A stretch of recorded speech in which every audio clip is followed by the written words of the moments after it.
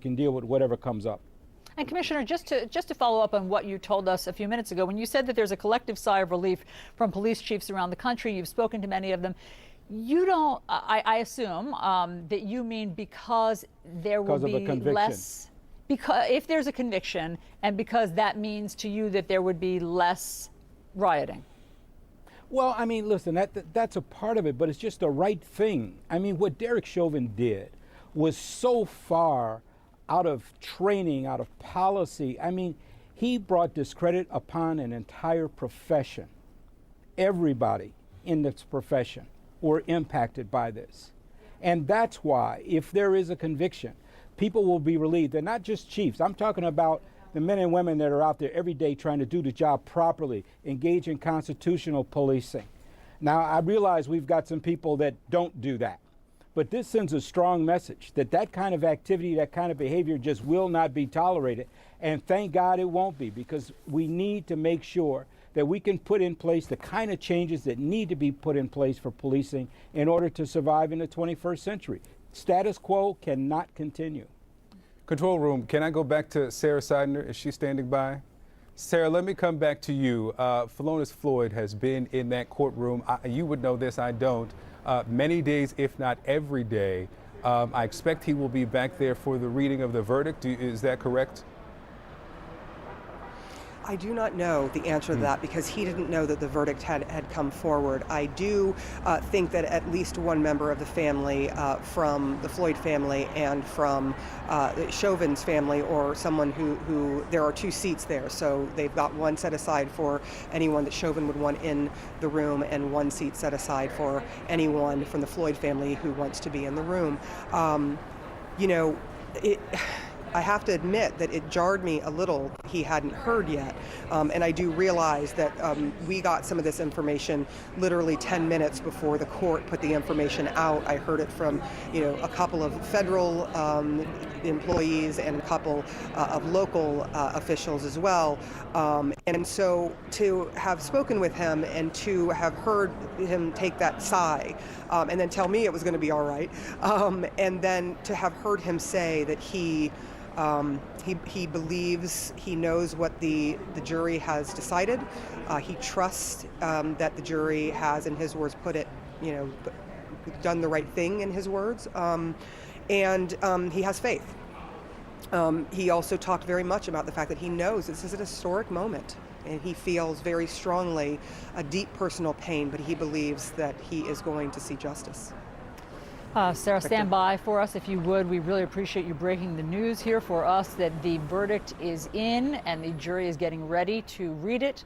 Let's go to Omar Jimenez. He's on the street. He has been reporting there as well. Omar, what are you seeing and feeling on the street there?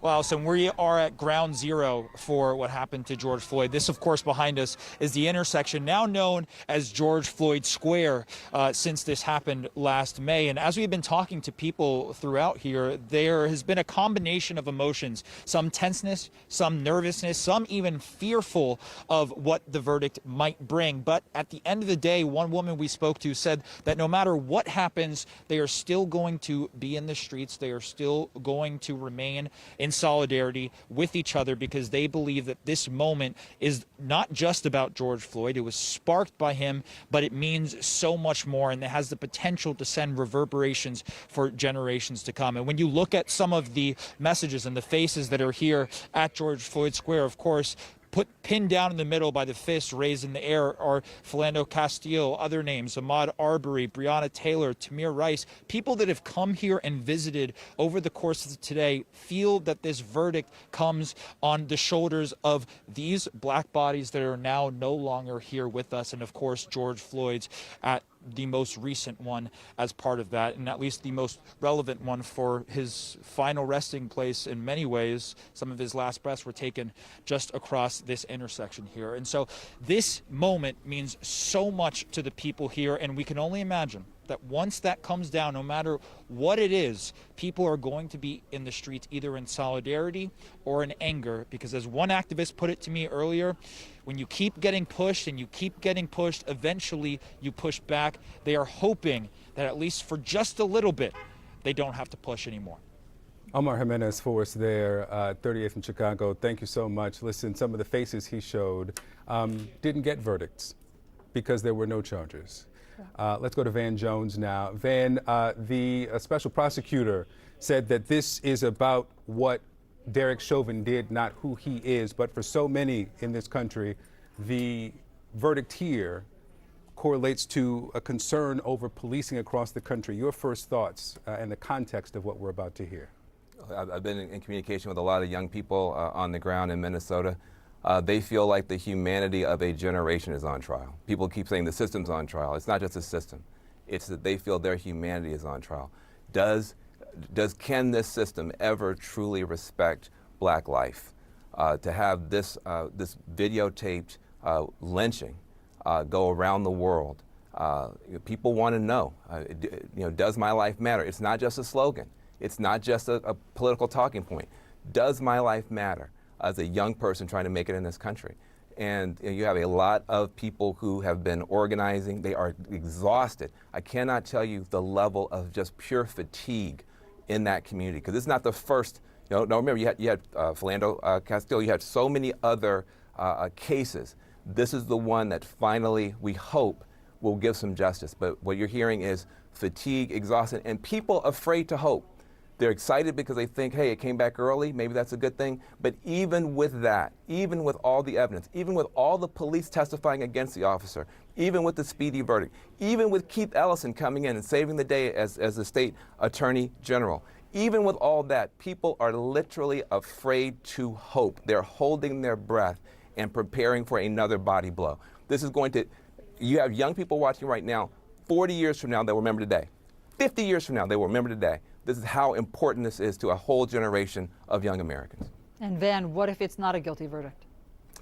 I think it sends a very, very devastating. People are hanging on by the tendrils of a piece of dental floss right now, just barely holding on. The level of fatigue, the level of frustration, seeing the defense come out yesterday and spend 2 hours just saying what seemed to be just complete nonsense, never dealing with the fact that this man was on this man's back for 9 minutes. He's never apologized. He's never acknowledged anything, this officer. And so people are barely hanging on. So if it comes back negative, if it comes back, the message to a generation will be, you don't matter. Your life doesn't matter. Your pain doesn't matter. Your protests don't matter. Your voting didn't matter. Putting this man in office, Keith Ellison, a great state attorney general, even that didn't matter. So I can't tell you. I wish I could say something different. Now, I hope whatever the verdict is, people handle themselves responsibly. But I have to be very honest. People will feel that their humanity has been flushed down the toilet, and that anything can be done to us now. If a police officer can do this, what can't they do to us? What can't they do to our children? So that is what's at stake here. And every minute now is just agony. People waiting to see how this thing comes down. You talked about this in the broader scope in the last 30 or 40 seconds we have now. I want you to narrow it and talk to me about your thoughts and feelings about Philonise Floyd, the Floyd family, as they are waiting for this verdict. Well, listen, I mean, everybody is holding this family in prayer and in their hearts. They had to see this over and over again. Can you imagine this being shown? Somebody you love. This is not, it's not a name. It's not just George Floyd, a name. This is a human being who they knew, who they loved, and to see this, him being tortured to death over and over and over again. And look at the dignity. Look at the dignity. Let's stop taking black dignity for granted. Let's stop taking black strength for granted. Nobody should have to go through this, and this family is a treasure to this country. Van, we really appreciate getting your perspective on all of this as we all wait and hold our breath for what's about to happen. Again, the breaking news: the verdict is in the Derek Chauvin trial, and CNN's special coverage continues with Jake Tapper, Don Lemon, and Anderson Cooper right now.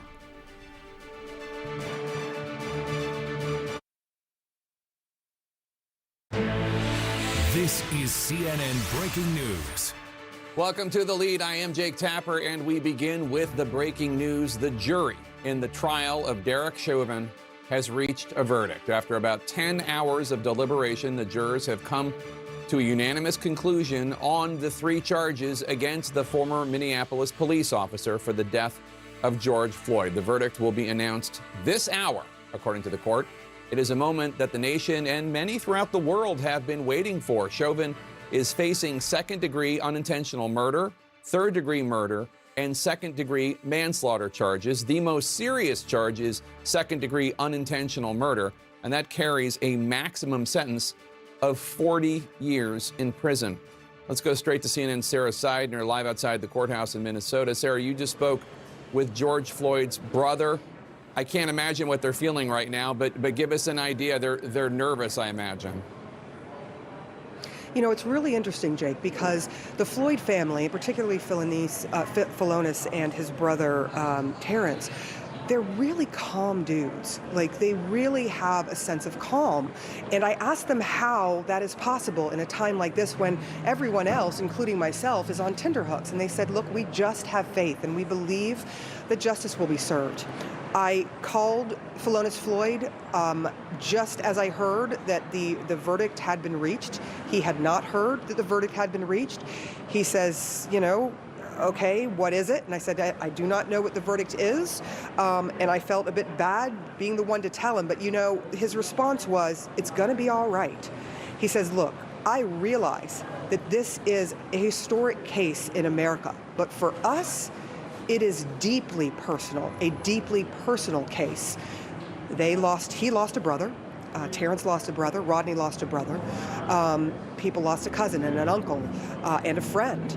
And so they're extremely calm, while everyone else around here is extremely nervous.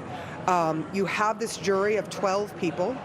Half of the jury are people of color. There are 4 black men. There are 2 mixed race people on this jury, and there are 6 of the jurors. The other half of the jurors are Caucasian. They worked for a good 9 hours to deliberate.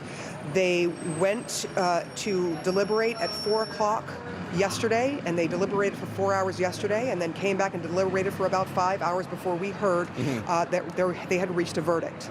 What's really, I think, important in this case is that a hung jury would have been very difficult and devastating to a lot of people.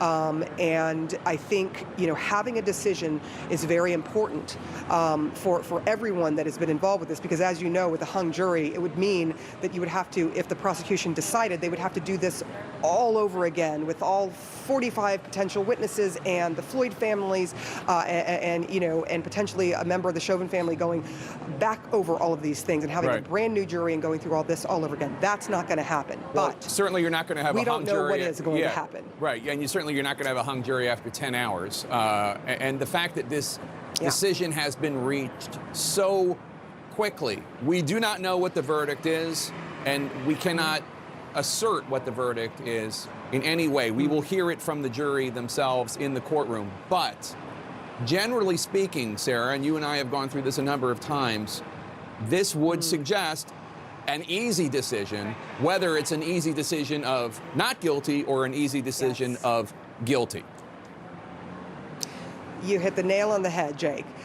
They did not ask a single question because all of the media would have known. We were told that if they were to ask a question, they would have asked the question via Zoom to the court. And then the court, if they thought it was appropriate, would have given them a response. Not a single question. We have not learned of a single question that any of the jurors had asked in this case. And so this is going to be a decisive decision, if you will, from these jurors of 12 people.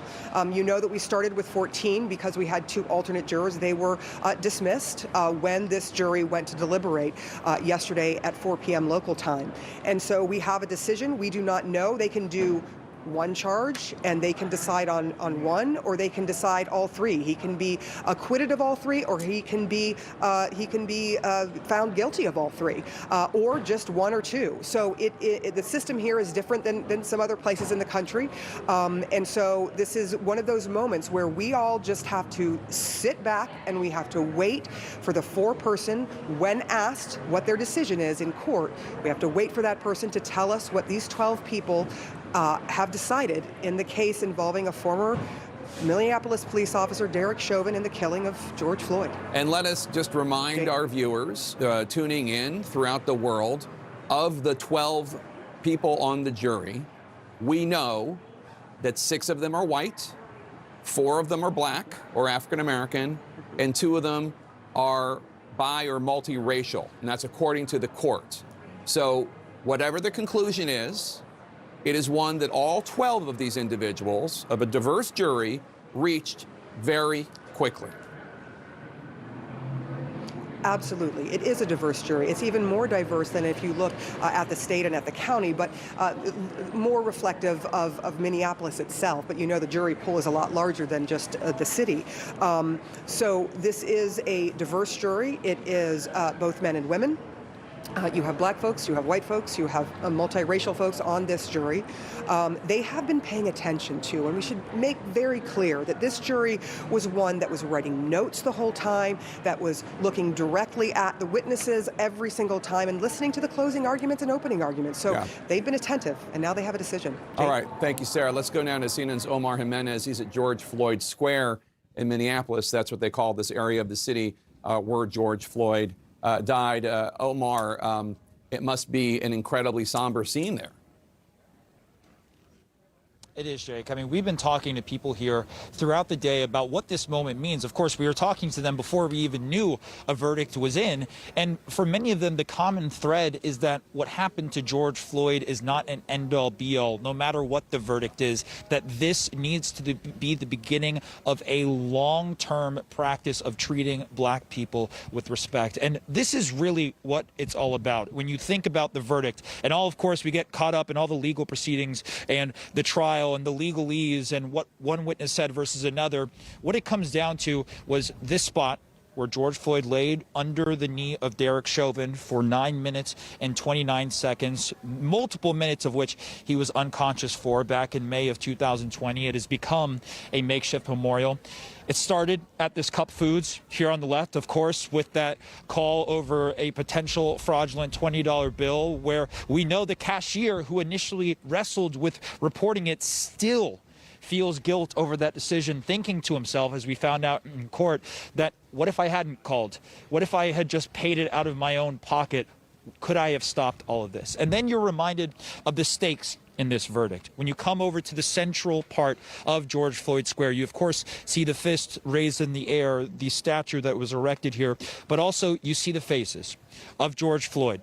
As you come around the circle, you see the face of Tamir Rice. As you keep coming, you see the face of Breonna Taylor next to the sign of Black Lives Matter, and you see the face of Daunte Wright, which of course just happened over the course of this past week. So those are the stakes that people feel are at play, that it's not just about George Floyd, it's about so many people that have died, in many cases, at the hands of police, Jake. And I'm reminded of what I think what Will Smith said, that racism is not getting worse, it's just getting filmed. One can only imagine how this all would have played out had there not been a preponderance of smartphones in the vicinity. Omar Jimenez, we'll come back to you in a bit. We're told that Derek Chauvin, the defendant, is now in the courthouse. We don't have live pictures of that yet for you, but we'll bring them to you as we do, as the jury is preparing to announce their decision, their verdict. Let's bring in CNN anchor Don Lemon. Don, only about 10 hours of deliberations suggesting that for this jury of 6 white people, 4 African Americans, 2 multiracial people, that it was a relatively easy decision as these things go. What's your reaction? Well, we don't know. I mean, one would tend to think with about 10 and a half hours, it was 4 hours yesterday, 6.5 hours today, that it was a decision that they reached unanimously and that it was a relatively easy decision. But Jake, as you know, listen, I'm old enough to have been in the newsroom for Rodney King and for O.J. Simpson and for George Zimmerman. And many times these things don't turn out the way you think they do, just because, O.J. Simpson was 4 hours that they deliberated, even though the trial went on for 11 months. So how am I feeling about this? Quite frankly, I think the way most Americans are feeling about it, angst. There's anxiety here. I'm anxious about it. There's a sense of dread as well, because I don't know what's going to happen after the verdict is rendered and after it is read. As I was getting ready to come here, and even earlier today, people were texting me and calling me saying, I'm really nervous about this. I'm really nervous about this, especially people of color, Jake, because of what this means for the entire country, but also what it means for the value of black life in this country and state violence against people of color. America is on trial here. And I think this verdict will indicate just how much of a value that the system, right, that America places on black people. I sat here, we've been sitting here for almost a year. It was the 25th of May, Memorial Day, last year, when we all saw that horrific videotape play out of George Floyd. If not that day, then soon after. And we were all sitting in our homes with nowhere to go because we couldn't, because we were in the middle of a deadly pandemic and a quarantine. And we were so open and so vulnerable, and we saw that. And I think, to a person, most people in this country were horrified by that. And many didn't know or understand how many people of color are treated by law enforcement in this country. And George Floyd laying there on that pavement with the life being snuffed out of him was evidence in real time of that treatment. And so here we are almost a year later, and there is a verdict. And it is, in many ways, a year has gone quickly, and it seems like it's gone at a snail's pace. But here we are, and America's on trial, and we're going to find out what the verdict is in just moments. We shall see what the value of a black life is. This is happening very quickly. You note that O.J. Simpson was acquitted in 4 hours. George Zimmerman was also acquitted in 16 hours, also relatively quickly. We should note the big differences, obviously, in those cases, beyond the racial dynamics being very different in all of them. The murders of Trayvon Martin, the murders of all the other individuals that we have been talking about in the last year, generally speaking, with the only exception being that I can think of, Eric Garner, none of them were on tape. This was filmed, all 9.5 minutes of former Officer Chauvin's knee on George Floyd's neck. This was filmed. We all saw it. Yeah, we all saw it. But if you've been watching, I've been glued to the coverage, and if you've been watching it, the defense has been trying to make us not believe what we have seen with our own eyes and what we heard at least 27 times of George Floyd saying, "I can't breathe," if not more. So they're trying to convince us that, that reality is not reality. And Jake, as you know, sadly, after the last 5 years, we live in a post-truth, post-reality world where people, depending on your beliefs or who you believe in or who you trust, that's what you're going to believe, regardless of what the evidence says. So there's a concern there, especially among people of color, especially among people who look like me. I must be honest, because when everyone says, well, of course, there's no way that Derek Chauvin is going to be acquitted. There's no way that he's not going to be guilty of the most major charge. And then people of color go, oh yeah, there's a way, because we've seen it before. Well, and we thought that the evidence was conclusive. But still, I know what you're saying, but still, even in the videotape, if you look at what the polling shows about what people thought about George Floyd and Derek Chauvin right after this happened, when it happened, many more people believe that George Floyd was killed by Derek Chauvin. And if you look at the polling now, they're not so sure about it. Yeah, but the polling doesn't matter. What matters is what the opinions of the 12 individuals on the jury think. And they are made up of people from the American public, just as people who are polled are made up of people from the American public. I know, and many of the people who have been following this very closely. I know, but my point is the polling doesn't matter. All that matters is these 12 people. Right. And the point I'm trying to make is, and I understand your skepticism, and I feel it and I hear it, and it's not new to me, this concept. But if you talked about the defense and what they did, and the defense did what defense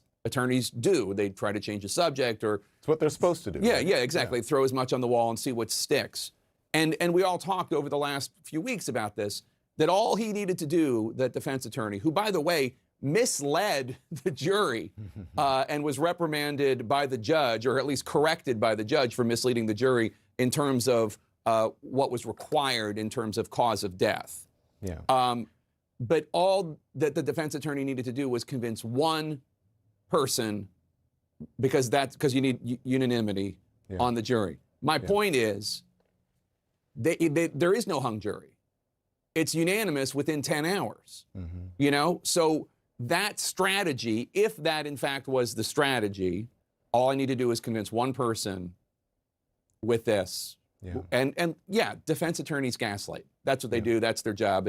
This trial is not new in that sense. And prosecution, in different cases, they gaslight too. But my point is, that didn't work.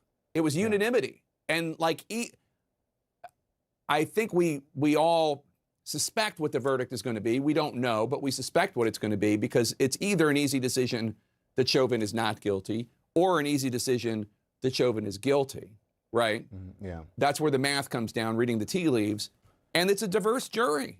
Yeah. As we look at those live pictures right now, 3:16 p.m. Central Time in Minneapolis. But here's the thing, Jake. Yes, and I think you're right. But what I'm speaking to is, we don't know, and you're right. What it indicates in this short a period of time, it would tend to go one way or the other. But look, this latter part of my career, the last couple of years, I don't want to be in the prediction business anymore. Right. And because I don't know. But what I'm saying is that jurors are made up of the American public. They are people as well, and they can be convinced otherwise. And so everything that we may be watching it, and we may be absorbing it, and we may be thinking, well, there's no way. I'm just saying that I've said, and many people have said before, there's no way. Now, I think you're right in your analysis, and you will probably be right. But I'm just saying, as my grandma would say, hold your horses, because you just don't know. No, I hear you right now. And you're not the only skeptic I've talked to in the last hour. Believe me, on my way up here and talking to producers, and there are a lot of people who don't know, and feel like these are people who, generally speaking, and people interpret that videotape very differently, Jake. There are people who, when they see the videotape, they say, he was not complying, and they think that what he did before those 9 minutes and 29 seconds actually matters as well. If any legal person would tell you, what matters is the 9 minutes and 29 seconds. That's what matters. But again, we shall see. We shall see, indeed, Don Lemon. I want to bring in Anderson Cooper and his panel, and I'm told, Anderson, that George Floyd's brother, Philonise Floyd, is going to be in the courtroom for the reading of the verdict. Anderson? Jake, Don, thanks very much. We'll come back to you very quickly. I want to talk to our team here, legal and otherwise, here in New York. Laura Coates, just your quick thoughts right now as we await this verdict. Thank goodness there's not a hung jury right now, because the idea of there being a hung jury, they had these questions. We didn't have a single jury question. They didn't have confusion about any of the charges. There was unanimity, obviously. What it actually holds, we're all on bated breath. Really, what does that mean?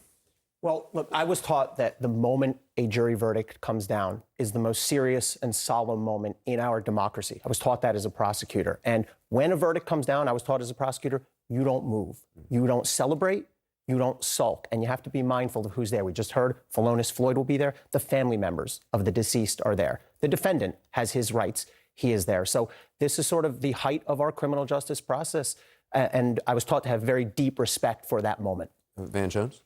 Outside of that courtroom, the biggest mass movement for human rights in the history of our species is waiting. This is the biggest. Millions and millions of people, not just in the United States, around the world, marched. People tried to move heaven and earth to get justice here. We'll see if it worked. Chief Ramsey? Well, I guess like everyone else, I'm, on the edge of my seat waiting for a verdict. But regardless of where this comes out, guilty, acquittal, this is a moment we can't waste. There has to be reform. And we can't take a deep breath and say, oh, it's over. This is just one case. That's all it is when it comes down to it. It's tragic, but it's one case. There's a lot that still needs to be done. And I hope we don't lose sight of that. You just think, Van, you think back in history of all the people who have been killed, of all the people who have been fired from jobs, of all the injustices perpetrated against minority communities in this country where there were no cameras and where there was no national audience watching and waiting, and how history turns and the story, the injustices can remain the same. We'll see what the outcome is this time. Yeah, absolutely. And Emmett Till's family is watching alongside George Floyd's. In other words, you have 60 plus years of this type of brutality. Emmett Till didn't get justice. Rodney King didn't get justice. We can give the whole list of people who didn't get justice. Today, if this can happen in America and the whole world see it, and there is no justice, it is a very, very devastating comment on how far we still have to go in this country. Let's talk about, oh, sorry, Laura. I was going to say, I'm glad you brought up what happened to Emmett Till, because I think it's such a precursor in the sense that that mother wanted the world to see what they did to her boy. They wanted the world to see, because there weren't the cameras, there wasn't the video of that horror, that torture, that atrocity. And now you've got, all this time later, a man who called out for his mother, and the world was able to see what happened to her boy.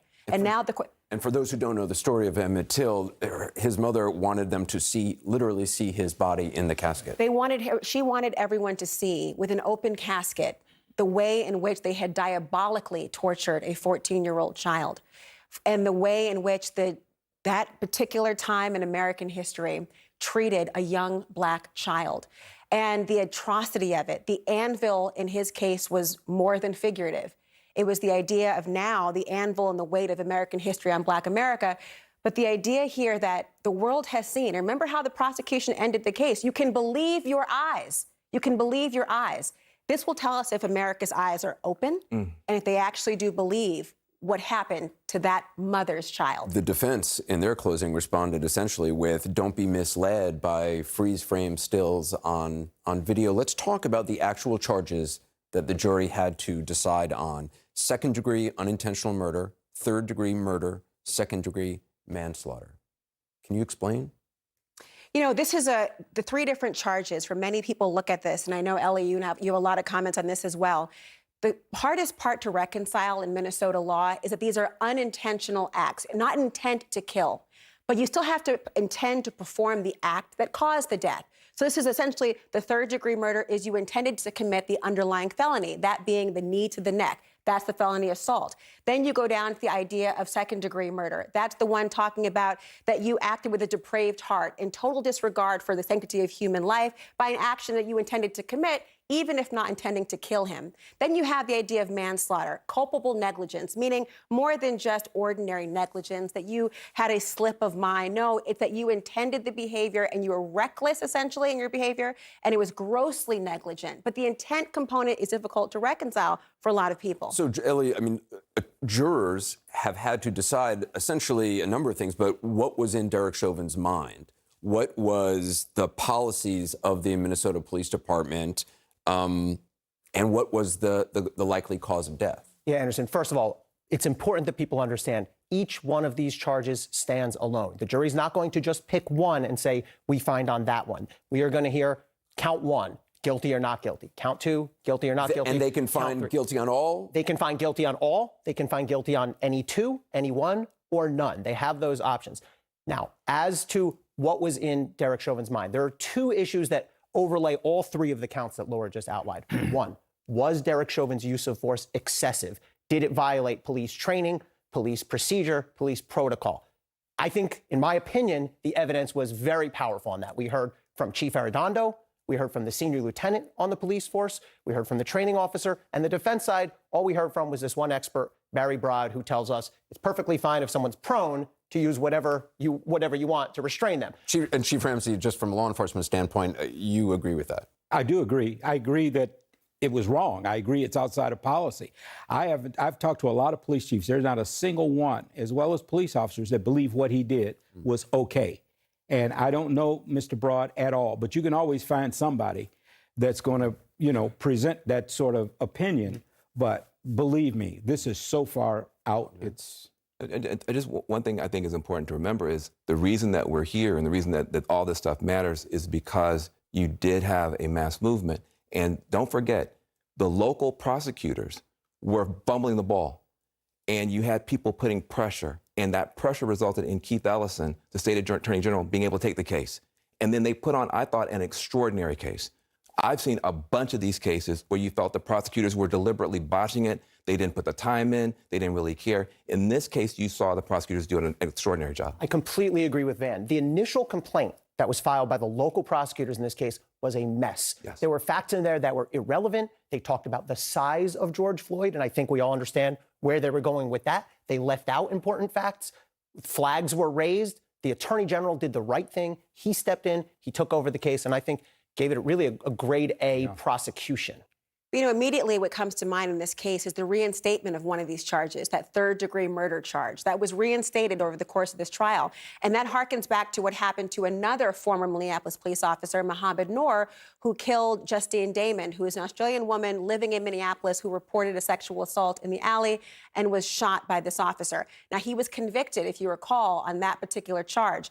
And so there was a whole lot of appellate process going on about whether that particular charge should apply to a police officer or anybody, frankly, who had one particular victim in mind per se. And so I suspect that over the course of this particular verdict, if third-degree murder is in fact one of the convictions, if any, then it is not going to end there. There'll still be an appellate battle because the Supreme Court of Minnesota did not finally weigh in on that issue. It is complex what they have to decide. And I mean, I had to read it several times, and I just want to quickly, for our viewers, second-degree unintentional murder charge alleges Chauvin caused Floyd's death without intent while committing or attempting to commit felony third-degree assault. In turn, third-degree assault is defined as the intentional infliction of substantial bodily harm, correct? Yes. This is from a CNN right. The third-degree murder charge alleges Chauvin caused Floyd's death by, quote, perpetrating an act eminently dangerous to others and evincing a depraved mind without regard for human life. And the second-degree manslaughter charge alleges Chauvin caused Floyd's death by, quote, culpable negligence, whereby the person creates an unreasonable risk and consciously takes chances of causing death or great bodily harm. For every word you just used, that's an element the jury has to find the prosecution proved beyond a reasonable doubt. Depraved mind, consciously, the idea of a potential causal factor of death, all the things, the way that you went through the list of figuring out, it wasn't just, we talked about this, Ellie, it wasn't just 3 charges the jury had to go back and deliberate on. It was each of those charges had 3 to 4 elements inside of it. So you're talking about 12 things they had to decide. And all of this done within 11 hours? Yeah. And let me try to really just boil it down. Count 1, the top count, assault, okay? You don't have to prove as a prosecutor that there was an intent to kill. You have to prove that it was an intentional assault. Count 2, reckless, meaning the actions of Derek Chauvin, again, you don't have to prove Derek Chauvin said, I'm going to kill this person, but that he created a reckless danger to George Floyd. And that charge is the, which one? Third-degree murder, yes, the second most serious charge. And then the least serious charge, the third charge, the manslaughter, is negligent. Meaning, again, Derek Chauvin didn't necessarily want to kill or intend to kill George Floyd, but he created an unreasonable risk. And in terms of possible jail time, there's both prescribed jail time for each count. I think 2 of the counts have the same prescribed jail time, but prosecutors have also said there's aggravating circumstances which would allow more jail time, correct? That's correct. And so you have the opportunity for a jury to decide about those aggravating factors. The prosecution puts forth that it was because he was in a vulnerable position, particularly the power dynamic of an officer performing this act against a civilian in the presence of a child. All of these things can be aggravating factors. And the defendant can opt to have the jury decide these issues. Chauvin did not decide to have that. He decided to have the judge essentially assess that. So if there is a conviction, the judge will then weigh the allegations of aggravating factors and decide whether the sentence should reflect that. There's always a guideline, a grid that says, here is a possible sentencing range according to your criminal history. He's a former cop. Very quickly, Ellen. Yeah, sentencing will not happen today. No. There's 2 numbers to watch. The max sentences for each of these counts. 40 for the top, 40 years, 25 for the middle, and then 10 for the bottom charge. But within those range, under those ranges, is the guidelines, the sentencing guidelines recommended ranges that Laura's talking about. Check back on it. Jake? Anderson, thanks so much. If you're just joining us, the jury in the Derek Chauvin trial in Minnesota has reached a verdict. That verdict will be read at some point in the next 30 minutes, according to the court. The jury reached its verdict shortly after 3 p.m. Eastern time, we're told, after around 10 hours of deliberations, which experts and observers say is not really all that many hours of deliberation. Chauvin is facing second-degree unintentional murder, third-degree murder, and second-degree manslaughter charges. Let's go now to CNN's Miguel Marquez. He is in Minneapolis, a city that's been on edge now and waiting for this verdict any minute now. I can't imagine what it's like. Miguel? Yeah, it feels like there is a lot of energy coursing through this city right now, and we're in front of the courthouse right now. I want to show you just what the scene is right here. Right in front of us, this is Courtney Ross, who is speaking, and some of her friends Courtney Ross is the girlfriend of George Floyd, who testified in this case. I just asked her a few minutes ago what she expects, given that this has come back so quickly, and she says they expect that it is guilty on all 3 counts. They also say that if there's a mixed verdict or it's innocent on all 3 counts, the only thing they would say is, I pray for Minnesota.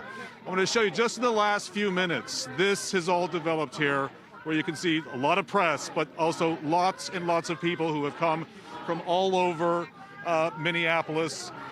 It is not a sense of celebration, but it is a sense of relief down here. I'm going to talk to Jesse real quick. Jesse, we were speaking to you earlier. We are live on CNN. You heard about the verdict come in. Where did you come from? I came from work, actually. Were you downtown? Where's yes, work? Sir. I just got off work and I came downtown and I ran into you and a couple people, and they said that the verdict was in. And what is your expectation that it's come back in 10 hours? My expectation is guilty. On all 3 counts? On all 3 accounts. That's what I'm hoping for. And if it is, what message does that send to the black community here, across the country, around the world? I think it sends a positive message.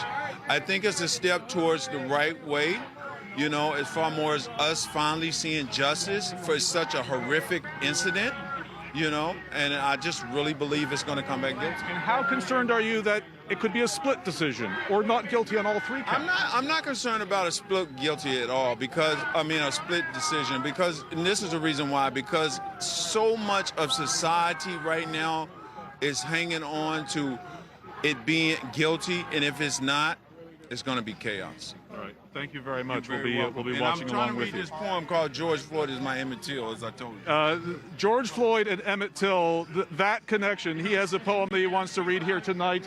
I also want to bring over, do we have her? Come over here, guys. I want to bring over, this is Courtney Ross. Courtney? Hold on, I'm going to put the mic up while she's speaking. This is George Floyd's girlfriend. My soulmate. He is someone I will be with during life and after death. Ms. Ross? I love him.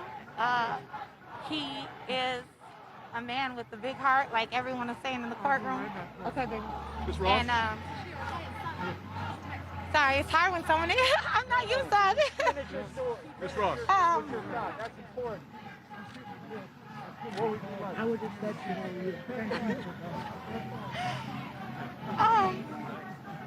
Courtney? Floyd was nothing but fun. Yeah, she grieving right now.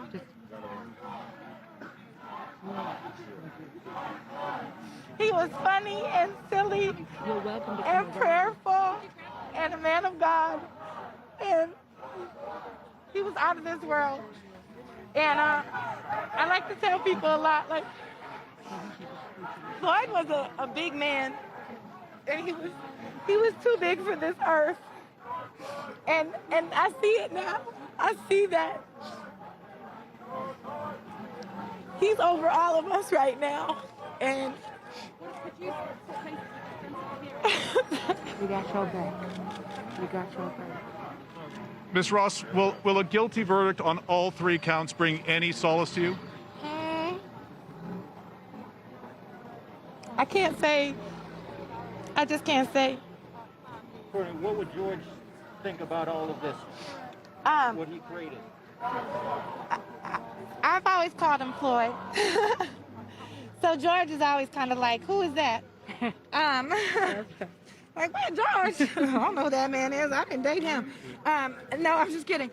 What I know Floyd would want out of all of this is that people would be coming together. All people would be coming together. This isn't a time to separate. This isn't a time for us to blame or hurt each other. It's a time for us to come together. I know this verdict is coming back guilty. And when it does, I hope that his heart will really come through in everybody and know that he is such a loving man and would want us all to just, like Tashira said earlier, put our arms around each other and just love us. love each other today. And what will guilty verdicts mean to Minneapolis? What will it mean to Minnesota? I think it'll mean change. It'll mean change. It's a first step in a long road to recovery. We have a lot of work to do in Minneapolis, but I believe Floyd came here for a reason. This is a sacred, sacred land, and we need to start respecting that again. And I know that that is what he would want. Floyd was attached to this city. He was attached to the lakes, particularly Lake Bodé-Makaska, and I know that it happened here for a reason. Maybe we are the epicenter for change. Maybe we're making the world look at things in a different way. I'm not sure, but I know it definitely started that momentum. And why so important to be standing in this physical space right now? I think so many of us have a lot of negative experiences with the government. This is not a comfortable place for many of us to be or to look at, though it represents our city. And I love Hennepin County, and I always stand for 612 Minneapolis. That's right. That's my city. But at the same time, I've had many bad encounters here.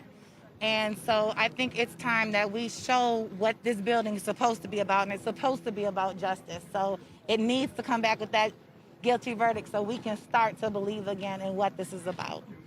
Thank you very much. Thank you very much. Very good luck to you.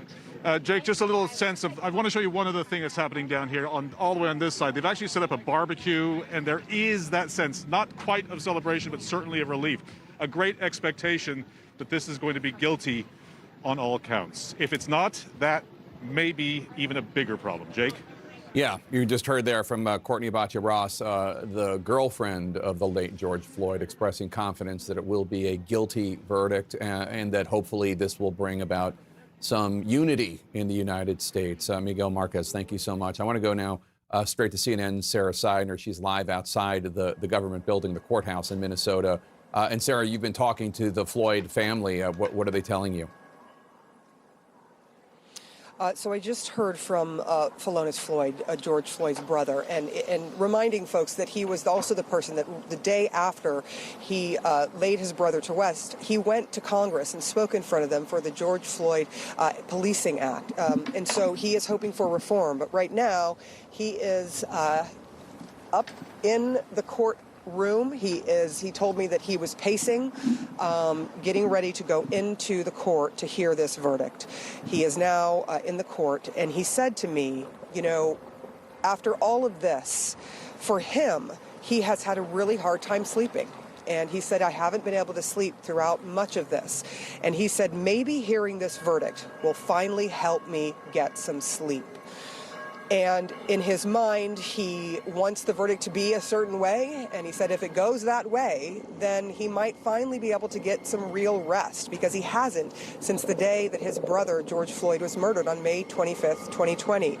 He also said that this, he realizes, is historic for the world, for America, and that he was heartened to see that so many people cared about what happened to his brother. And he commented about so many people across America from different creeds and colors who came out in his name, and to see all the people. And he kept mentioning, I see all the people.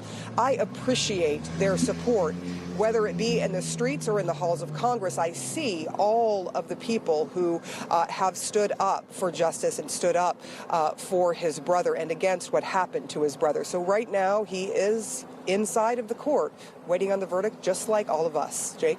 Although it does sound, though, Sarah, like Philonise Floyd, George Floyd's brother, like George Floyd's girlfriend, Courtney Abacha Ross, is optimistic that it will be a guilty verdict, based on what you're saying.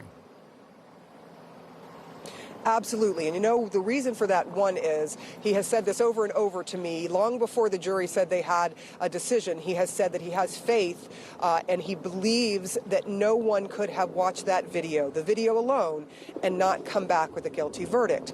He also realized after we talked and I told him that the verdict had been reached, he said, there were no questions, and he noticed there were no questions by the jurors in this case, and to him that was a sign that they had looked at all of the evidence in the trial, and that they didn't need to re-watch it again and re-look at it all again because they hadn't made a decision. And he believes that decision will be guilty. But again, we have to be very careful. It is the 12 people, the 12 jurors that were chosen that makes that decision. And we're going to hear that decision very shortly. All right, Sarah Seidner, thanks so much. We'll come back to you in a moment. Let's go now to a different part of Minneapolis. Adrian Broadus is in a different part, I think downtown, near a police precinct. Tell us what's happening where you are. Hey there, Jake. We're about a half mile from the Hennepin County Government Center. If you look behind me, you'll notice a crew with the city is installing more concrete barriers just in front of the roadway that leads to the police department. On the other side of that truck, there's a gate. That gate wasn't there earlier today. It was delivered and installed moments before we learned jurors had reached a verdict. On the other side of the police department, the businesses here, Lola Red, have put up more boards to protect their building. When this verdict, the news came that the verdict was reached, we were inside of a church at 38th in Chicago. If you sit down inside of the sanctuary, that church, and look out the window, you can see George Floyd Square. You see where Floyd took the final moments of his life. We shared with the pastor that we were speaking with for another story.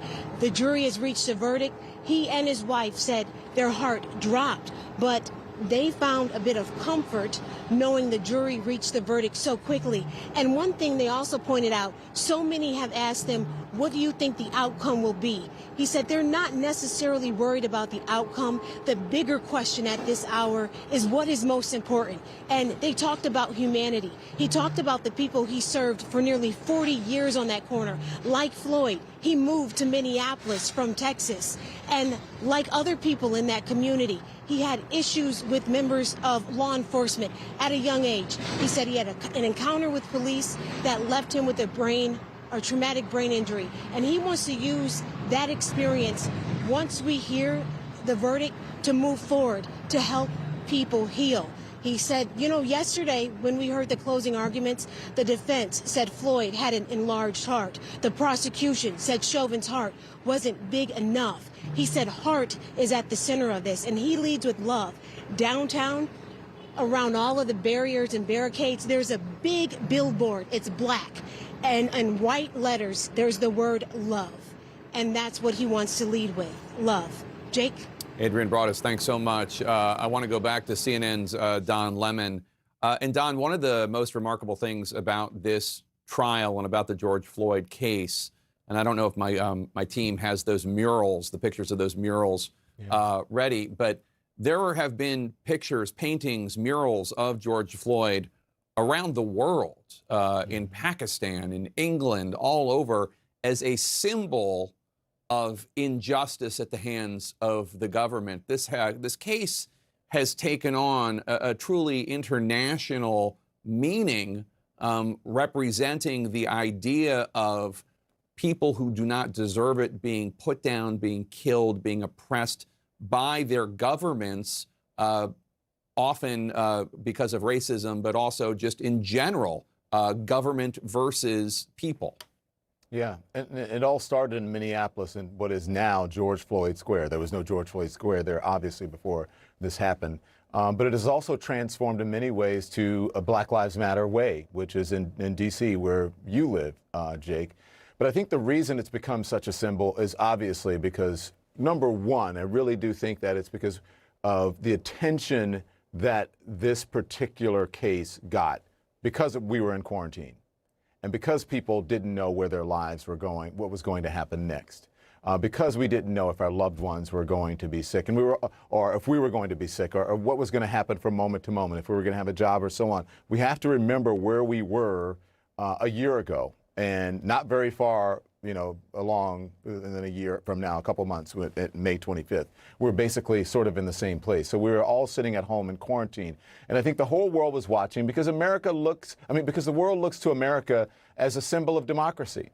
And if there's any place on earth that can guarantee freedom and that can guarantee what the Constitution says, that we are in search of a more perfect union, there's no other place on earth than the United States. And to see this atrocity happen on a city street in the middle of the day in the United States was just something that people could not wrap their heads around it worldwide.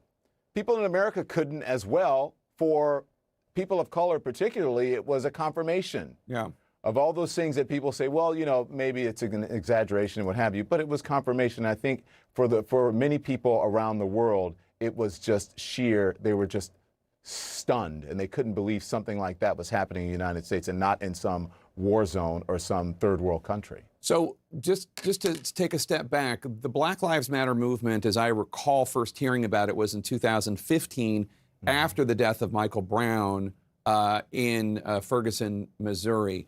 And if we go back, not even 6 full years, and I don't mean to pick on Hillary Clinton, but Hillary Clinton, who certainly is somebody who is allied with civil rights, first asked about this, did not know what Black Lives Matter meant, made the same mistake that a lot of politicians did at that time, saying, oh, well, all lives matter. Now we're at a point, almost 6 years later, after all of these different cases, and maybe crescendoing with the death of George Floyd, that because of the pandemic, as you note, but also because of how horrifying this video was, this 9 minutes and 29 seconds of a police officer with his knee on the neck of George Floyd, while children begged the policeman to get off his neck, and he didn't. To the point that you have Mitt Romney marching with the Black Lives Matter movement in Washington, D.C. in 2020. It is a sea change in the culture, a sea change. Do you agree? Well, I think it's a sea change in awareness, not necessarily in practice. And so we will see what happens with this verdict. But it was not just Black Lives Matter, right? And because many people didn't see, and it's so easy to see if you just added the word to, T-O-O at the end, or also, Black Lives Matter also, or Black Lives Matter too. And then I think it helps people understand what you mean by that. Not that all lives, don't matter, but Black Lives Matter because that's what we're talking about. Right. At this point, it's obvious that other lives, it's obvious that white lives matter. But it wasn't just Black Lives Matter. Remember, it was Colin Kaepernick who took a knee for injustice, police injustice, and for reform in this country. And then you had Derek Chauvin with his knee on George Floyd's neck. At first, what we thought for 8 minutes and 46 seconds. And now, when the trial started, we learned that it was 9 minutes and 29 seconds. Right. And so there have been a number of things that have led us to this. Remember, there was very fine people on both sides, and people said, okay, this is nuts. Then there was Ahmaud Arbery, and we can't forget how horrific that video is.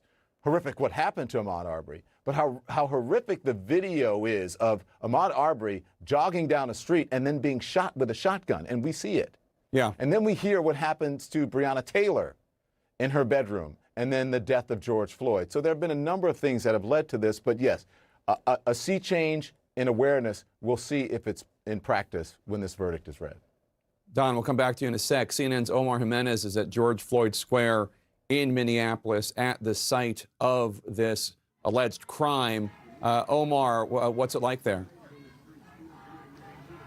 Jake, well, a crowd has started to grow here, of course, in anticipation of a verdict, as you hear people start to chant as well. But when you make your way over to the spot where George Floyd took some of his final breaths, you see that, of course, the memorial aspect of this is still here. But then when you pan up and look over to the left, you see how many people have started to form. Some of them, of course, press here in this moment. But people are anxious. They want the results in this trial. They want the verdict. One woman we spoke to, who actually seems to be leading some of the chants right now, said that it doesn't matter to her what the verdict is. She feels that the momentum that has grown from the movement over the course of a little under a year now is enough to propel people forward for generations to come. And when you look over here, these are people, they're leading the chants. We're not aware that there's any television or something set up for them to watch to see actually when the verdict drops. But you see the passion is still here. They are leading. They want to prosecute the police. And one person we spoke to actually earlier today said that's what they do here in Minneapolis. There was never a question. They wanted the police, I should say, to be treated how any other person would be treated if they had done the actions that Derek Chauvin had done. And so that's what people are feeling here. And when you think about this moment that we're in, this moment that has been coming for almost a year now, that has been building up, this is why it's important. This reminds you of the somberness and the reality of the situation, that a human life was lost at the hands of police, that a family still has a gaping hole. The only question is with this verdict, does this now become a spark point for even further to come out of here in Minneapolis, Jake? All right, Omar Jimenez, and it's all in the hands of the jury right now. We're expecting them to come and to the courtroom, to the government center, and announce their unanimous decision after only 10 hours. We're all riveted, waiting to hear what they have to say. We understand that President Biden at the White House is at his TV, watching, waiting to find out what the verdict will be. Let's bring in Anderson Cooper and his panel. Anderson? Jake, thank you very much. Appreciate it. When the jury does come, and we're not sure if they've been, do you believe that they've been sequestered at the hotel and that's where they came up with the verdict? We believe so. That's where they have been sequestered for the evenings at a hotel. They could come or talk to their families and communicate, but they were deliberating very late last night. And the assumption is that they are being transported to the courthouse during some part of this. Remember, you were able to hand over notes through Zoom because they didn't want to have to bring the defendant, the counsel, everyone in. The jury never goes in the room to actually hand over the question to the judge. It's always sort of done in this distance way to give them their So what's going to sentencing. happen once they are brought back, whether they're there now or not, when they actually are back in the courtroom, what happens? They're going to sit in the jury box the way they have been through the entire trial. The foreman will hand the jury verdict to the judge, who will then review it quickly, ask if they've all been able to lead to a unanimous verdict, which has to happen, in Minnesota.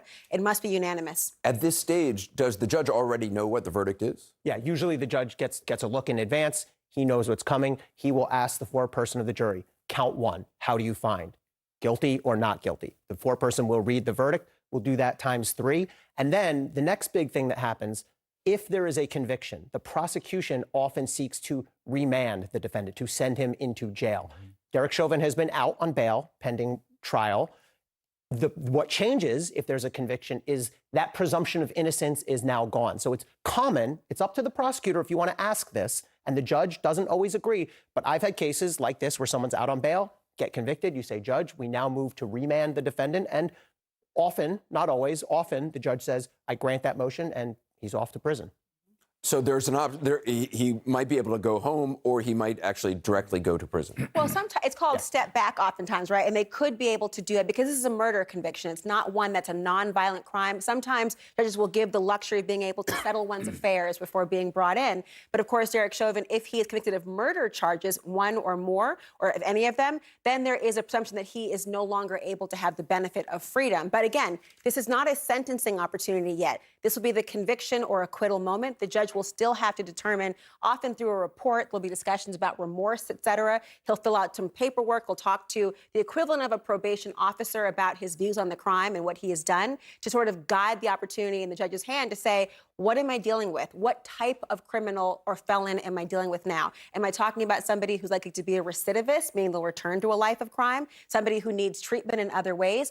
All this holistic sentencing will take place before the actual time the judge says, here is the number of anything. We in America have changed this over the course of time to say it's not just a pipeline to prison post-conviction, it's about how we can rehabilitate offenders as well. Van Jones, obviously people are listening very closely to, is it going to be conviction on all counts? Will it be? How much does that matter in terms of the public's response? I think it matters a lot. I think, obviously, if there's an acquittal, it's completely devastating. But if it's just the lower one, he's negligent, that didn't feel negligent. That didn't look like negligence. And so I do think that it matters. If it's all 3, I think you're going to feel a level of vindication for this movement and for this community. And don't forget, this is not the only case in that area. I've talked to people on the ground there. What you have to understand about this, where this is happening, it's the most livable place and it also has the biggest disparities. In other words, it's a great place to be white, and it's a terrible place to be black. That's what everybody tells me. And they say the level of friction between the Hmong community there, the Somali community there, the black community there, and the police is unreal. They say they feel like they're in a war zone all the time. Then you bring in all these troops. You have a grieving community that's already traumatized, and now you have police and troops everywhere. So they are literally just on pins and needles. If you have a complete vindication of what all these grassroots groups have been saying, then there's relief. But if you come back with just one charge, and then if the sentencing guidelines give you, a couple of years, it's going to be putting salt in a very big wound. Chief Ramsey, we have several hours now or time where we are awaiting this verdict. Law enforcement also has time to try to figure out, obviously they have been going over contingency plans for quite some time. Well, they have been going over plans. I mean, you have to be prepared whether there's an acquittal or whether there's a conviction, because you're going to have in many cities people take to the streets, either in celebration or because they're upset because of the verdict. You have to be ready no matter what. Unfortunately, they have some experience because in May, with the killing of George Floyd, there was a lot of unrest. And so many of the areas where you had unrest, you're going to already have your platoons out there to be able to protect strip malls and different places like that where you're likely to have some issues. And you want to be able to have people just celebrate and express their First Amendment rights at the same time. So you got to have that balance there. And I think right now that's what's been taking place. There's been a lot of preparation. There's been a lot of conference calls between major city chiefs, conference of mayors, IACP and PERF, talking about the things that went bad in May, so we don't repeat the same mistakes in May, and that's important. But you also do have on the other side of it, you've got to try to have some public order and some safety. But you also had 50 grassroots organizations begging, saying you have now too much police presence on us. You got these Humvees, you have all this stuff, and the young people feel that they are being pushed up against the wall. They need the space to grieve.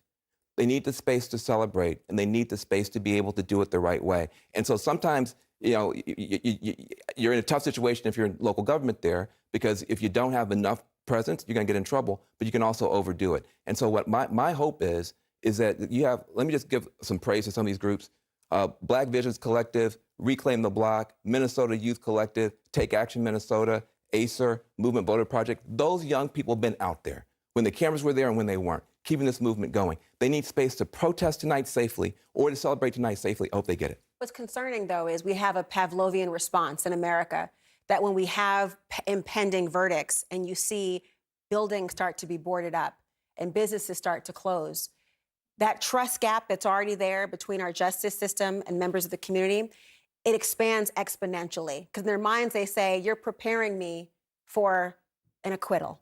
You are telling me if it's boarded up, you anticipate my unrest, my wrath. You anticipate the devolution of a protest into looting and other things. And so part of what you're seeing in terms of the unease you're speaking about, Van, is that Pavlovian reflex and response to say, what does this mean if you are calling out the National Guard? People believe, did you get a heads up, Governor? Did you get a heads up, Mr. President? Did you give a heads up, Judge? Do you know something that we do not know?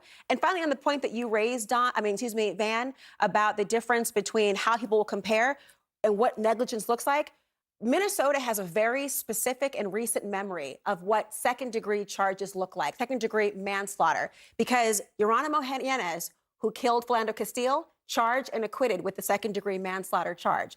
Does that feel the same way for George Floyd to people? You have the officer, now resigned, Kim Potter, who killed Dante Wright. Same charge. Does that feel the same way of that 9 minutes and 29 seconds? And so you've got a population of people, human beings, who are saying, well, if I'm going to compare, this doesn't feel like those cases. And if that's all he gets, this is going to be something that might contribute to that trust gap widening. Let's go Emerson, back to... real quick, if I can just respond to something Van said. One of the things that was discussed is not having a heavy-handed approach immediately. If you need to have people in riot gear and so forth, have them out of sight. Stage them someplace out of sight. They can respond quickly, but you start off as low a level as you can. Let's go back to Jake. Thank you, Anderson. We are standing by for the verdict in the Derek Chauvin trial to be announced any minute. I'm going to hand it over to CNN's Wolf Blitzer right now. Wolf? Jake, thanks very much. I'm Wolf Blitzer in the Situation Room. We're picking up our special coverage of the Chauvin trial. Verdict expected momentarily. Joining us, Anderson Cooper and Don Lemon. But I want to go to Sarah Seidner first. She's on the scene for us in Minneapolis. She's right at the courthouse where we expect this verdict fairly soon, right, Sarah? Looks like we have to reconnect with Sarah Seidner. We're going to try to reconnect with her momentarily. We're also watching all of this unfold with Don Lemon and Anderson Cooper. Let me bring in Don Lemon right now. Don, you got some thoughts on what we can anticipate? I do have some thoughts, Wolf. And just so you know, I've been in communication with Ben Crump, the family attorney, and I asked him, I said, what can I say right now? Are you optimistic? Are you cautious? Who is with you? What's the mood? Where are you? And he said, Philonise and I are in the courthouse. He said, the family has faith that Derek Chauvin will be found criminally liable for killing George Floyd. And again, that's from Ben Crump, the family attorney. And as has been reported earlier, that Philonise Floyd, the brother of George Floyd, is going to be in the courtroom when the verdict is read, and he is there now with the family attorney. And the family, I would imagine, it together, and they are cautiously optimistic that considering the time that it took the jury to deliberate, Wolf, and come up with a verdict that is going to be at least in their favor. Not exactly sure how they're going to rule on all the charges, but there you go. That is the latest from the family and the attorney, Wolf Blitzer. Yeah, we're going to be checking back with them all the time. Sarah Seidner, we just managed to reconnect with you, Sarah. First of all, tell us where you are and tell us what you're seeing.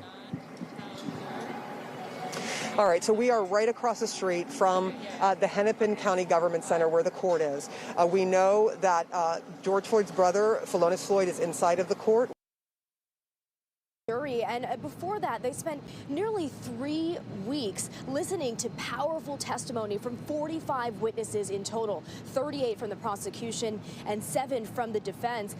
In the courtroom, we heard from George Floyd's loved ones. We heard from medical experts, from law enforcement officials who testified against one of their own. Many people saying that the blue wall of silence that's usually there was broken. And security, as you can imagine, as I mentioned, it really is very stepped up here in Minneapolis and also just across the country in major cities like Chicago, Washington, D.C., and in New York City as well. Again, this moment nearly a year in the making. Everyone really just bracing for the outcome. Elle?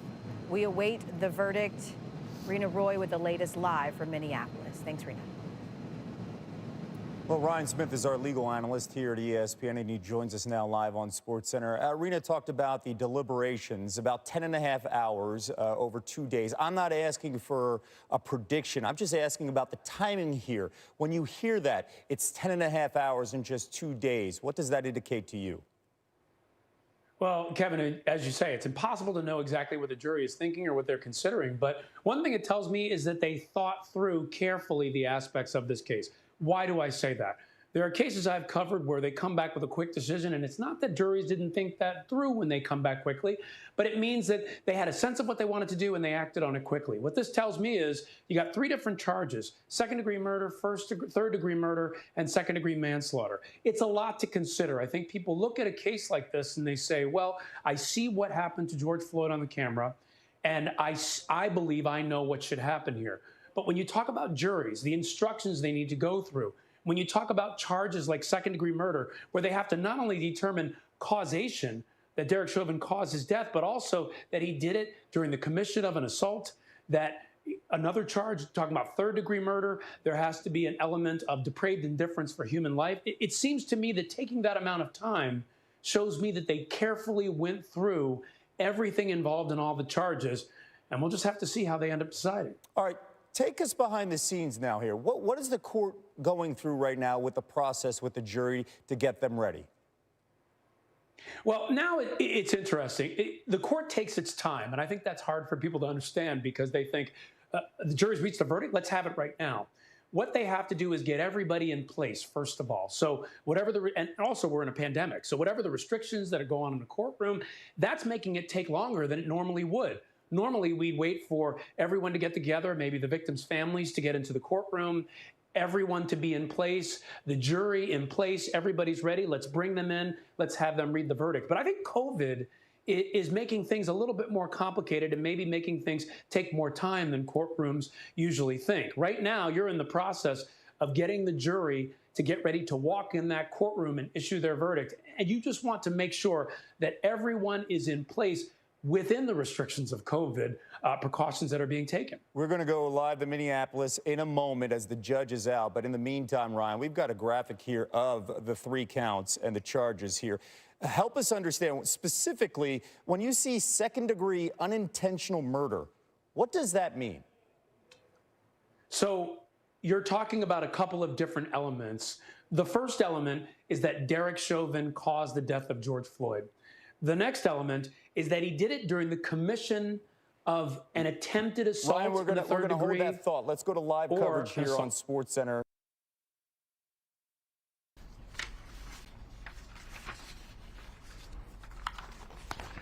Members of the jury, I will now read the verdicts as they will appear in the permanent records of the 4th Judicial District. State of Minnesota, County of Hennepin, District Court, 4th Judicial District. State of Minnesota Plaintiff versus Derek Michael Chauvin, Defendant. Verdict, Count 1. Court File Number 27, CR 20-12646. We, the jury, in the above entitled matter as to Count 1, unintentional second-degree murder while committing a felony, find the defendant guilty. This verdict agreed to this 20th day of April 2021 at 1:44 p.m. Signed, Juror Foreperson, Juror Number 19. Same caption, verdict Count 2. We, the jury, in the above entitled matter as to Count 2, third-degree murder, perpetrating an eminently dangerous act, find the defendant guilty. This verdict agreed to this 20th day of April 2021 at 1:45 p.m. Signed by Jury Foreperson, Juror Number 19. Same caption, verdict Count 3. We, the jury, in the above entitled matter as to Count 3, second-degree manslaughter, culpable negligence, creating an unreasonable risk, find the defendant guilty. This verdict agreed to this 20th day of April 2021 at 1:45 p.m. Jury Foreperson 019. Members of the jury, I'm now going to ask you individually if these are your true and correct verdicts. Please respond yes or no. Juror Number 2, are these your true and correct verdicts? Yes. Juror Number 9, are these your true and correct verdicts? Yes. Juror Number 19, are these your true and correct verdicts? Yes. Juror Number 27, are these your true and correct verdicts? Yes. Juror Number 44, are these your true and correct verdicts? Yes. Juror Number 52, are these your true and correct verdicts? Yes. Juror Number 55, are these your true and correct verdicts? Yes. Juror Number 79, are these your true and correct verdicts? Yes. Juror Number 85, are these your true and correct verdicts? Yes. Juror Number 89, are these your true and correct verdicts? Yes. Juror Number 91, are these your true and correct verdicts? Yes. Juror Number 92, are these your true and correct verdicts? Yes. Are these your verdicts, so say you one, so say you all? Yes. Members of the jury, I find that the verdicts as read reflect the will of the jury and will be filed accordingly. I have to thank you on behalf of the people of the state of Minnesota for not only jury service, but heavy-duty jury service. What I'm going to ask you to do now is to follow the deputy back into your usual room, and I will join you in a few minutes to answer questions and to advise you further. So, all rise for the jury.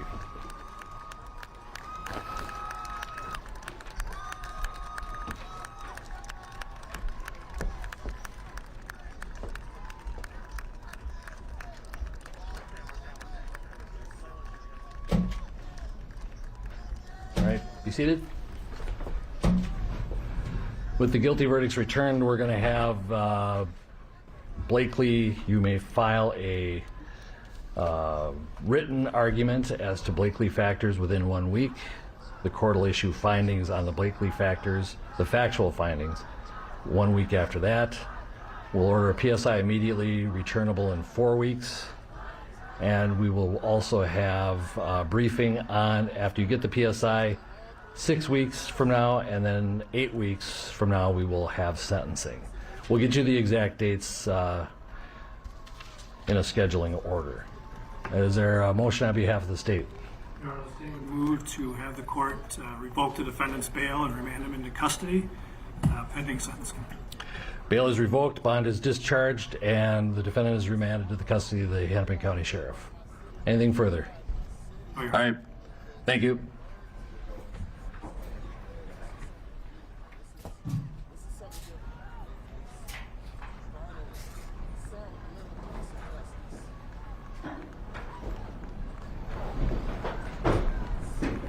We're adjourned.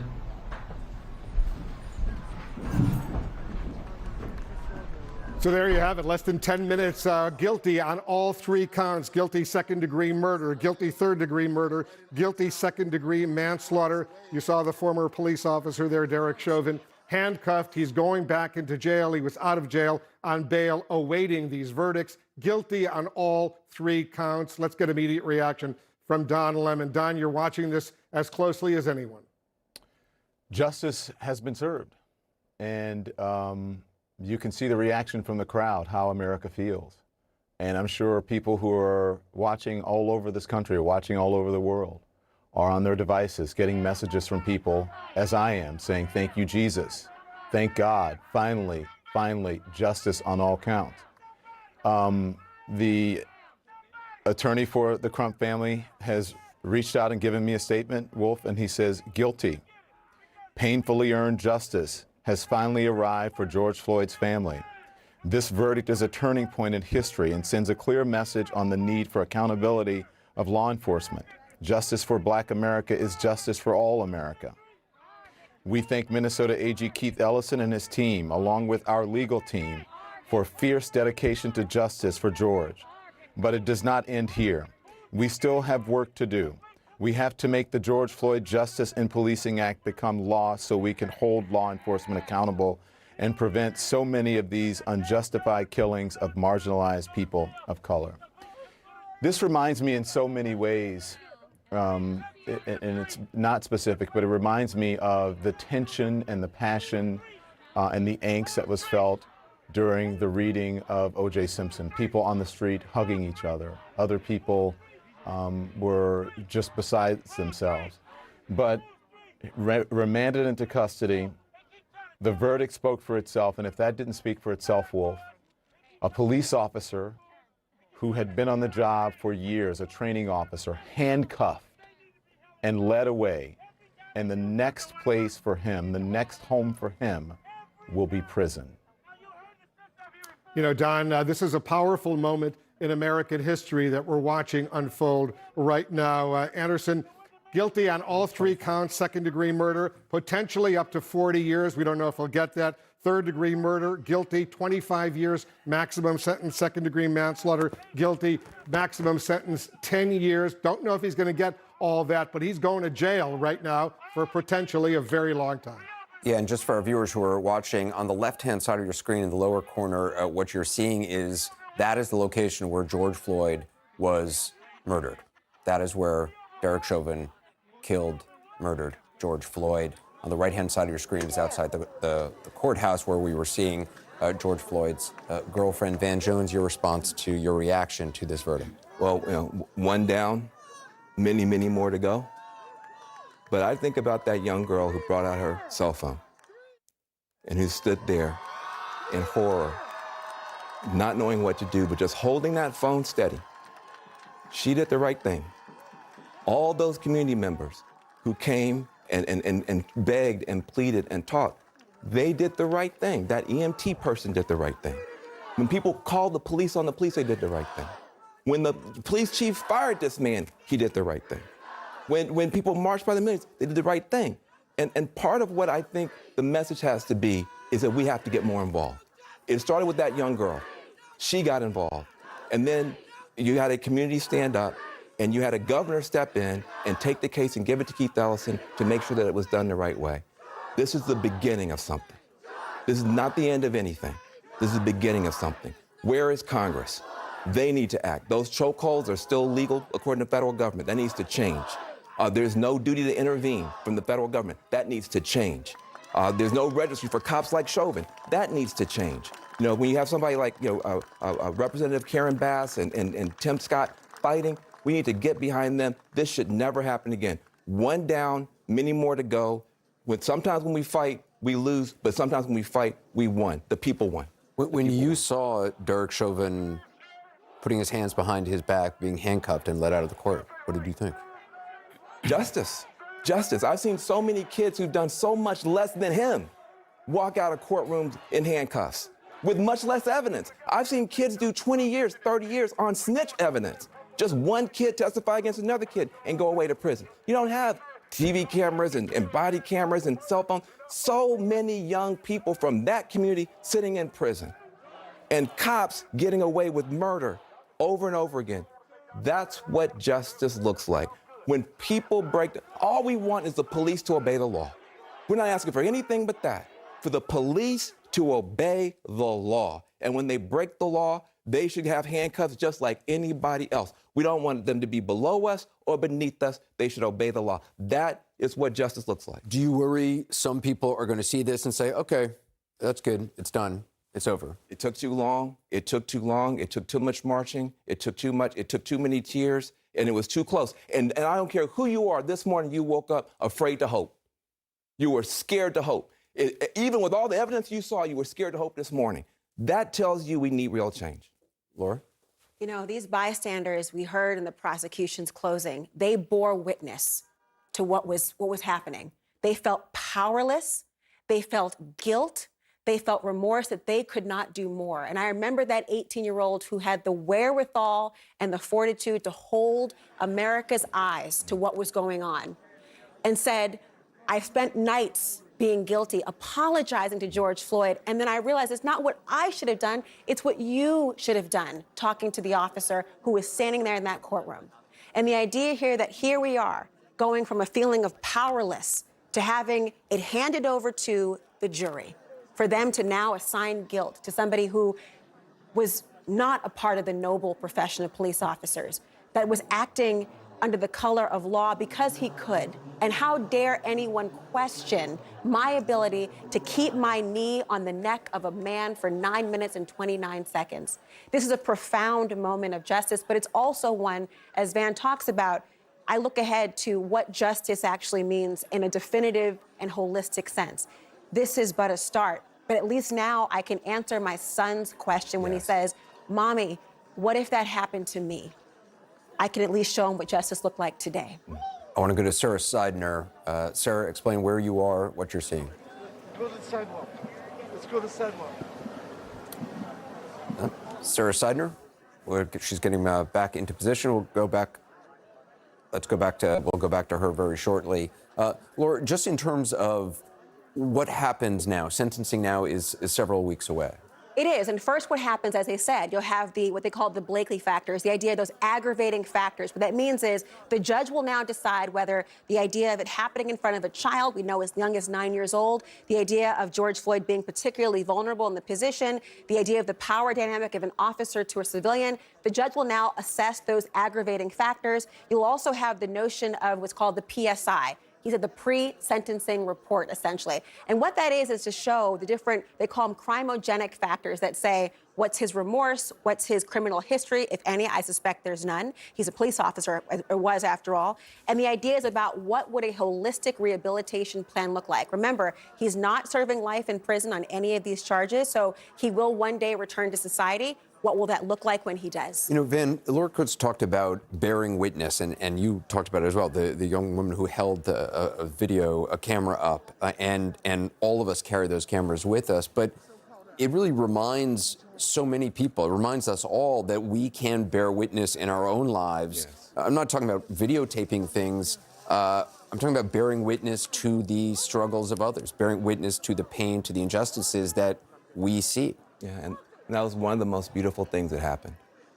If you, in January, February 2020, if you'd asked probably the average white person, is police brutality a big deal? Is anti-racism a big deal? Then some would have said yes, some would have said no.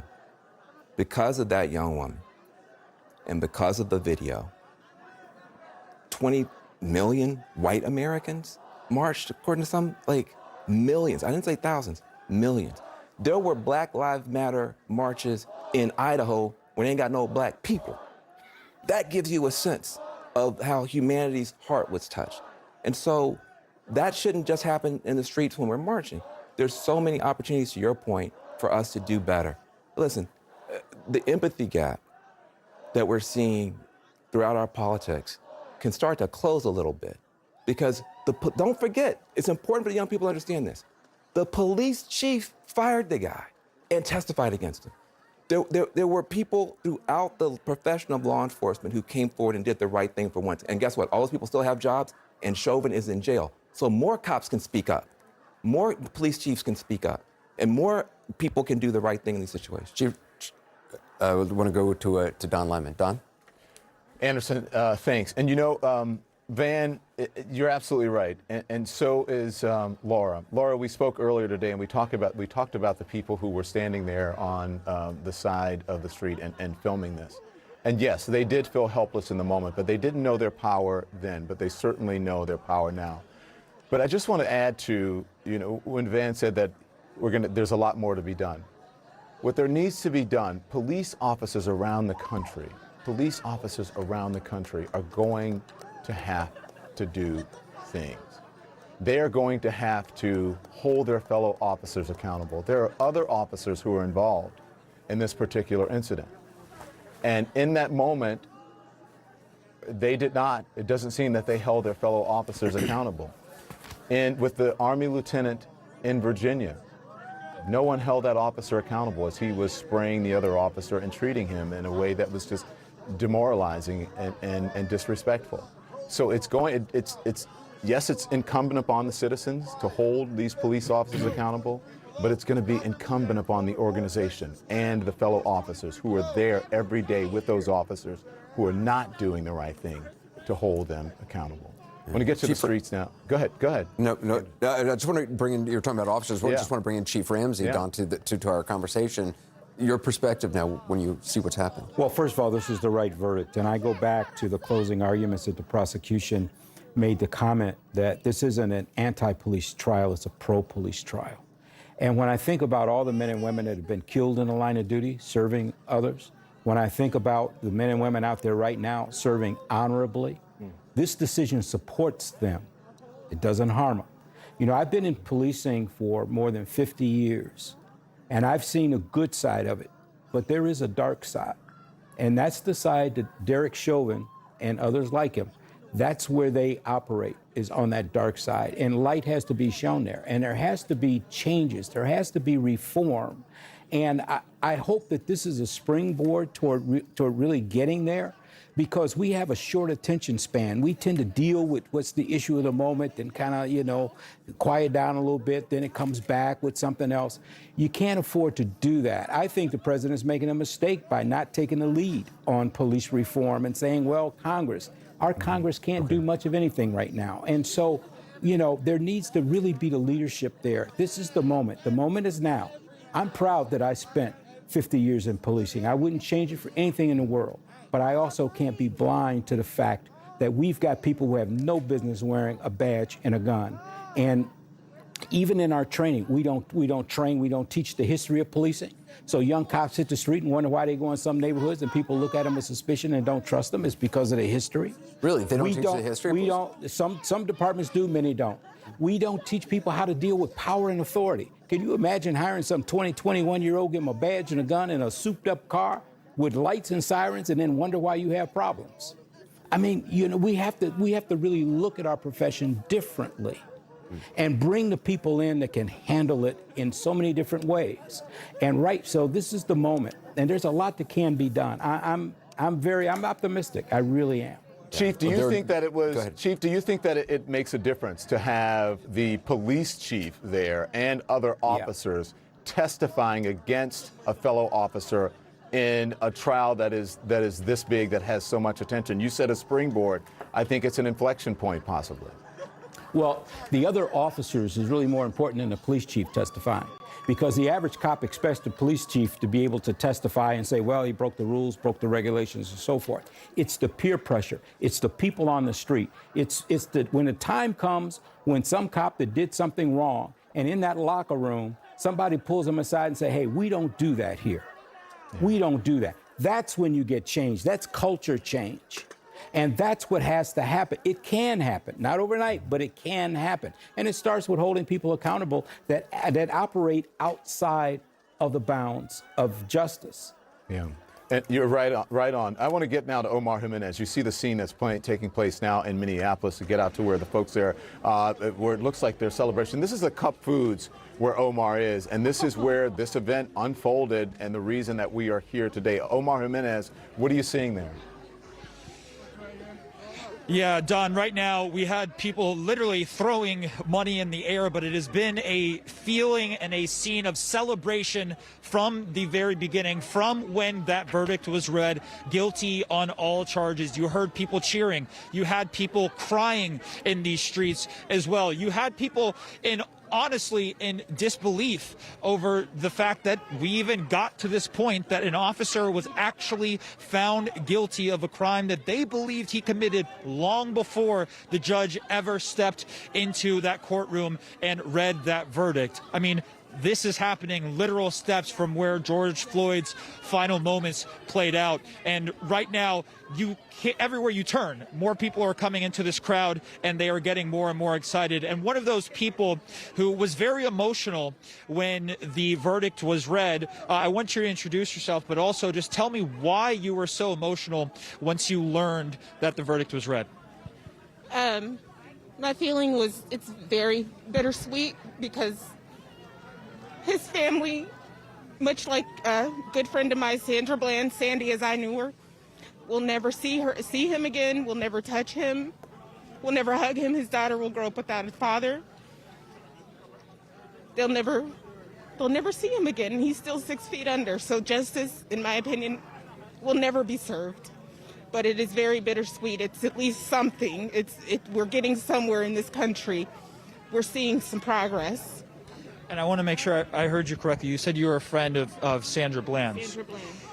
Now, that's a reminder when you look at this story that this is about so much more than just George Floyd and George Floyd's case, that this goes beyond his name. It goes to Sandra's. It goes to other names like Tamir Rice and Philando Castile, even just in the Minneapolis area. So bringing that context ahead of this verdict, what were your feelings? My feelings were and still are, that there is no justice in this country. We have a big race problem. We have a policing problem. We need police reform immediately. This state has a bad problem with police. We're in a militarized zone. Right now, there are trucks everywhere, all over the city, and we're a peaceful city. Everyone has been peacefully protesting, and we're being attacked by law enforcement here. Well, let me ask you, now that the verdict has been read and you got guilty on all charges, where do we go from here? Where do we go? It's hard to say, because the problem is we have a white supremacy problem in this country, and it was written into the Constitution. David. And until that Constitution is changed, it's hard to say where we're headed. It's hard to feel like there's going to be justice in this country ever for people of color. We're standing on stolen land right now. So it just feels like, it's hard to say. And I want to, and I appreciate you and your thoughts, and I want to get into the person holding onto your arm here, who said, me next. What do you feel about what happened today? What do you want to say to people out there? I don't know. All right. Well, she's wearing a sweatshirt that says "Stop Killing Black People," and when you walk around George Floyd Square here, you see signs and faces of those that have come before the George Floyd cases, cases that in many regards were hashtag after hashtag after hashtag in case after case after case. And I was talking to one activist earlier who said that in Minnesota, they know how to organize, they know how to push back, and if you keep pushing and pushing and pushing, eventually they will push back. And they feel that the verdict today in large part was because of the boots on the ground, the pressure that was put on public officials to make sure that this case was prosecuted the right way, and to see all of that followed through has been an incredibly emotional experience for so many. And I want to bring in the comments of one more person really quickly, because in the moment, right after the verdict was read, he was incredibly emotional. BJ, I was standing right next to you when the verdict was read, and you completely broke down as you put your fist up in the air. What was going through your mind in that moment? Basically just that this is this is something different. This is new. Just because we've been here so many times before, and honestly, the first thing that I really thought about was the Rodney King situation. And I thought it could have been something similar to that, just because we all saw that too. And this feels like we can breathe. This feels like something new. It's hopefully a new day in America. BJ, I appreciate you. All right. Be safe out here.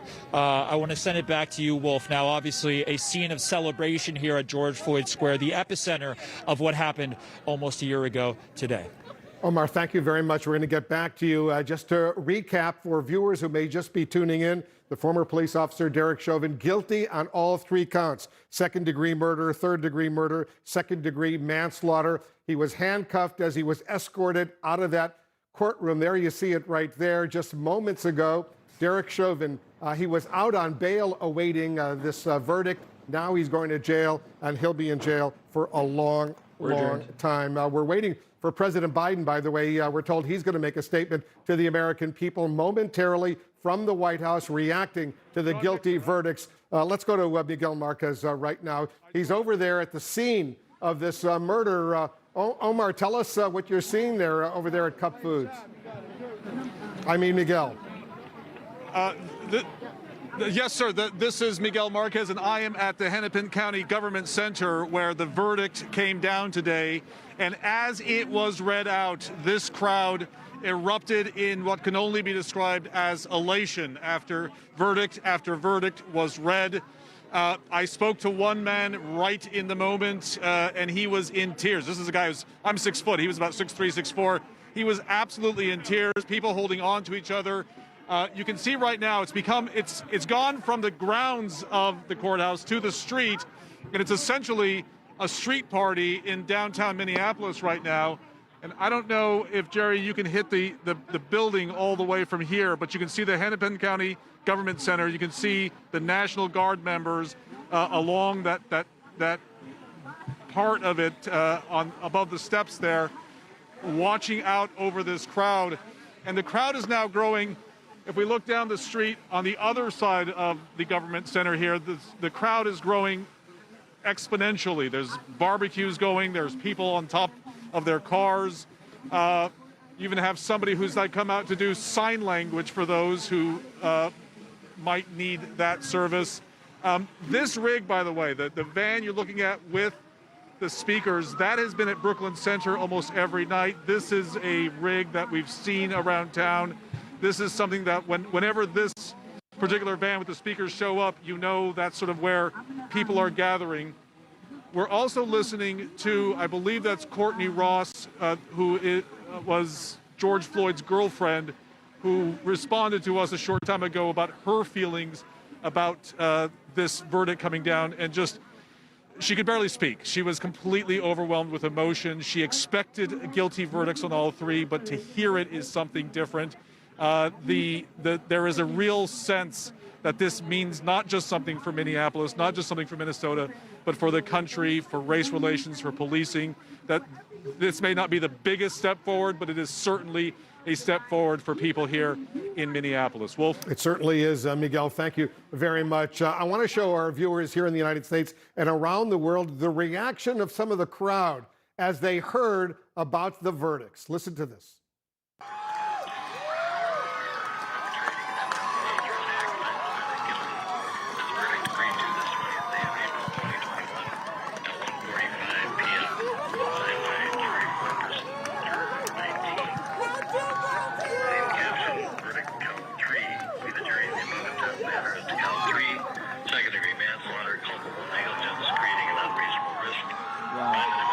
Wow.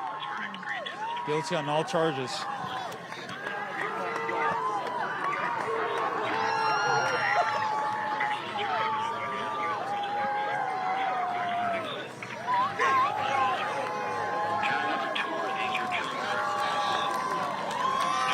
Wow.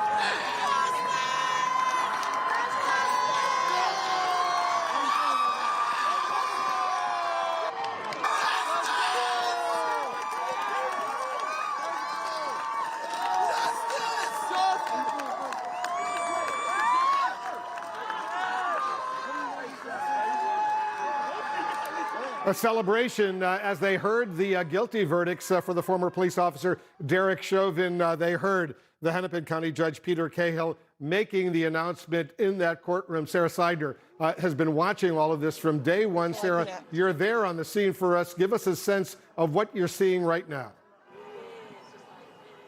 The phone, hey, Morgan, the phone call is not connecting right now. Unfortunately, Sarah Seidner, we're going to have to reconnect with Sarah Seidner. Don Lemon, we're watching all of this together with you, with Anderson, all of our reporters who are there. So many people are watching. The brother of George Floyd.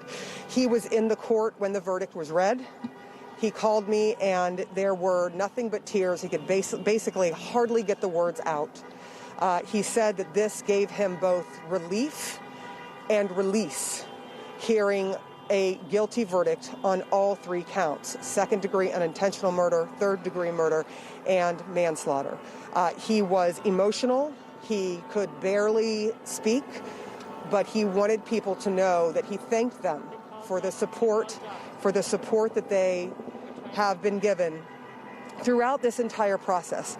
We are trying to connect with him again now as he is, coming out of the court, and we know that we will hear from the family.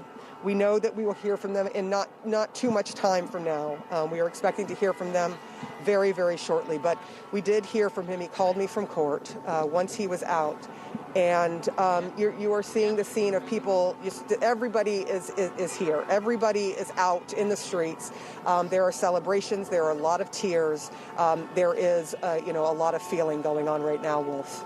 There certainly is, and we're going to watch it all unfold. We expect, once again, momentarily, the President of the United States, President Biden, will be making a statement. He'll be speaking to the American people on the guilty verdicts. We're also expecting to hear from state and other officials in Minnesota. They'll be reacting. But in the meantime, on the streets of Minneapolis, where Sarah is, where Miguel is, where Omar is, there's a celebration going on right now. Don Lemon, it shouldn't be a surprise that so many people, not only in Minneapolis, but around the country and probably around the world, are relieved right now. Yeah. Wolf, listen, and let's just think back to the coverage that you and I were doing in the afternoon on the Situation Room. The last time we had this long a coverage, live coverage, it was during the gassing of peaceful protesters in Washington, D.C. As we wait for this president to come out and make a statement now, the former president was preparing to do Hold on a moment, Don. Keith Ellison, yes, sir. The Attorney Yes, sir. General of Minnesota, together with other prosecutors, is about to speak. I want to hear what he has to say. He was in overall charge of this prosecution.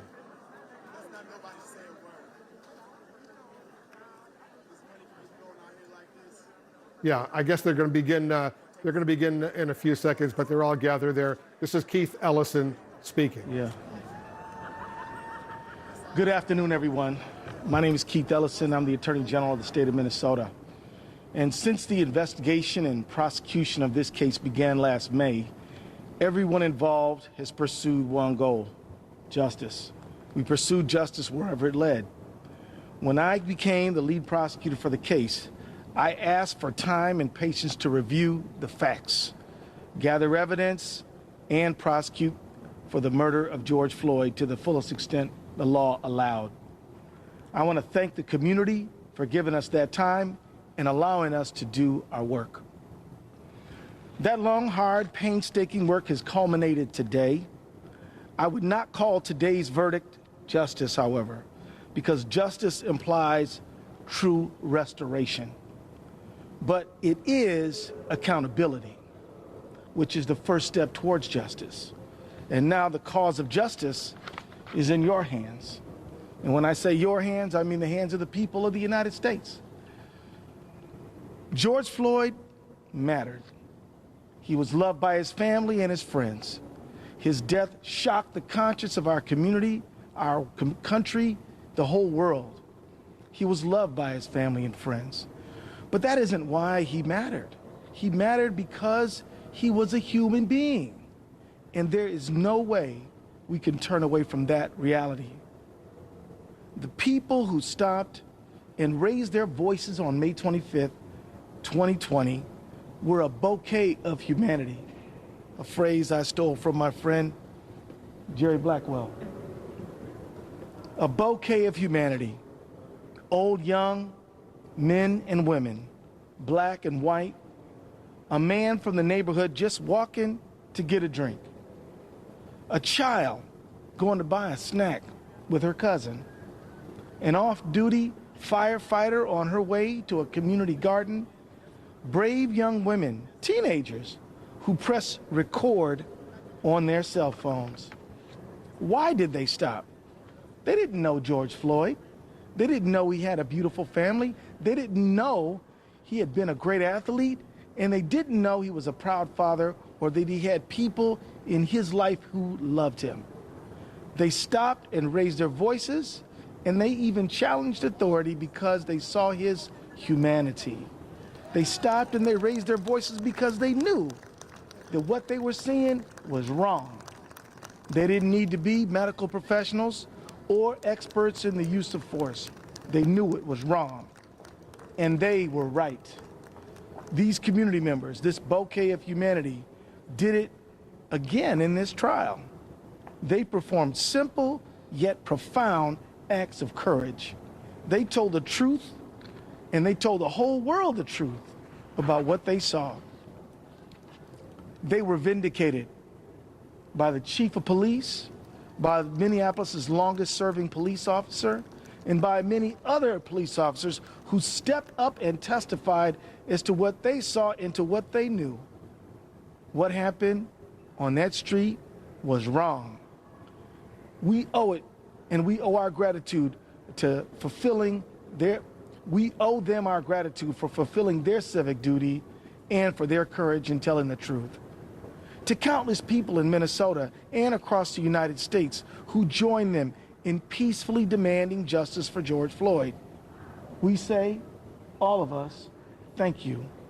In the coming days, more may seek to express themselves again through petition and demonstration. I urge everyone to honor the legacy of George Floyd by doing so calmly, legally, and peacefully. I urge everyone to continue the journey to transformation and justice. It's in your hands now. I also want to address the Floyd family, if I may. Over the last year, the family of George Floyd had to relive again and again the worst day of their lives when they lost their brother, their father, their friend. I'm profoundly grateful to them for giving us the time we needed to prosecute this case. They have shown the world what grace and class and courage really look like. Although a verdict alone cannot end their pain, I hope it's another step on the long path toward healing for them. There's no replacing your beloved Perry, or Floyd, as his friends called him, but he is the one who sparked a worldwide movement, and that's important. We owe our thanks to the men and women of the jury who gave many hours of their time and attention to carefully listening to the evidence, weighing the facts, rendering a verdict. They are regular people from all walks of life, a lot like that bouquet of humanity on that corner on May 25th and in that courtroom. They answered the call, and they served in a landmark trial. They now deserve to return to their lives. If they ask you to respect their privacy, we ask you to honor that request. I want to acknowledge the remarkable team that helped us prosecute the case. We put everything we had into this prosecution. We presented the best case that we could, and the jury heard us, and we're grateful for that. We had the sole burden of proof in the case, and history shows that winning cases like these can be difficult. I'm proud of every hour, every minute, and every ounce of effort we put in this case. And let me tell you, we spent many hours working on this case, did we not? We, week after week, committee meeting after committee meeting, this team never let up and it never quit. We fought every day, and we did it together. The Attorney General's office together with the Hennepin County Attorney's office. Thank you, sir. And we did it together. I'm deeply grateful to everyone who worked on the case. Most of these folks will tell you it's a bad idea to put together a team of all Michael Jordans. Nobody would want to pass the ball. This team that was their true strength, is sharing the load, passing the ball, understanding that all of us together are smarter than any one of us alone. And that worked. Although the verdict has been rendered, this is not the end. In the coming weeks, the court will determine sentencing, and later this summer, we expect to present another case. We will not be talking about that. This verdict reminds us how hard it is to make enduring change. And I just want to finish by sharing some important historical legacy, if you allow me. In 1968, the Kerner Commission was formed to investigate the causes of uprisings across major American cities. And a man named Dr. Kenneth Clark, a famous African-American psychologist who, along with his equally accomplished psychologist wife, Mamie, contributed to compelling research in the Brown versus Board of Education case. And Dr. Clark testified at the Kerner Commission. And I want to quote you what he said. I read that report, the one in the 1919 riot in Chicago, and it was as if I were reading the report of investigating the committee of the Harlem riot in 1935, the report on investigating the Harlem riot in 1943, and the report of the McCone Commission on the Watts riot.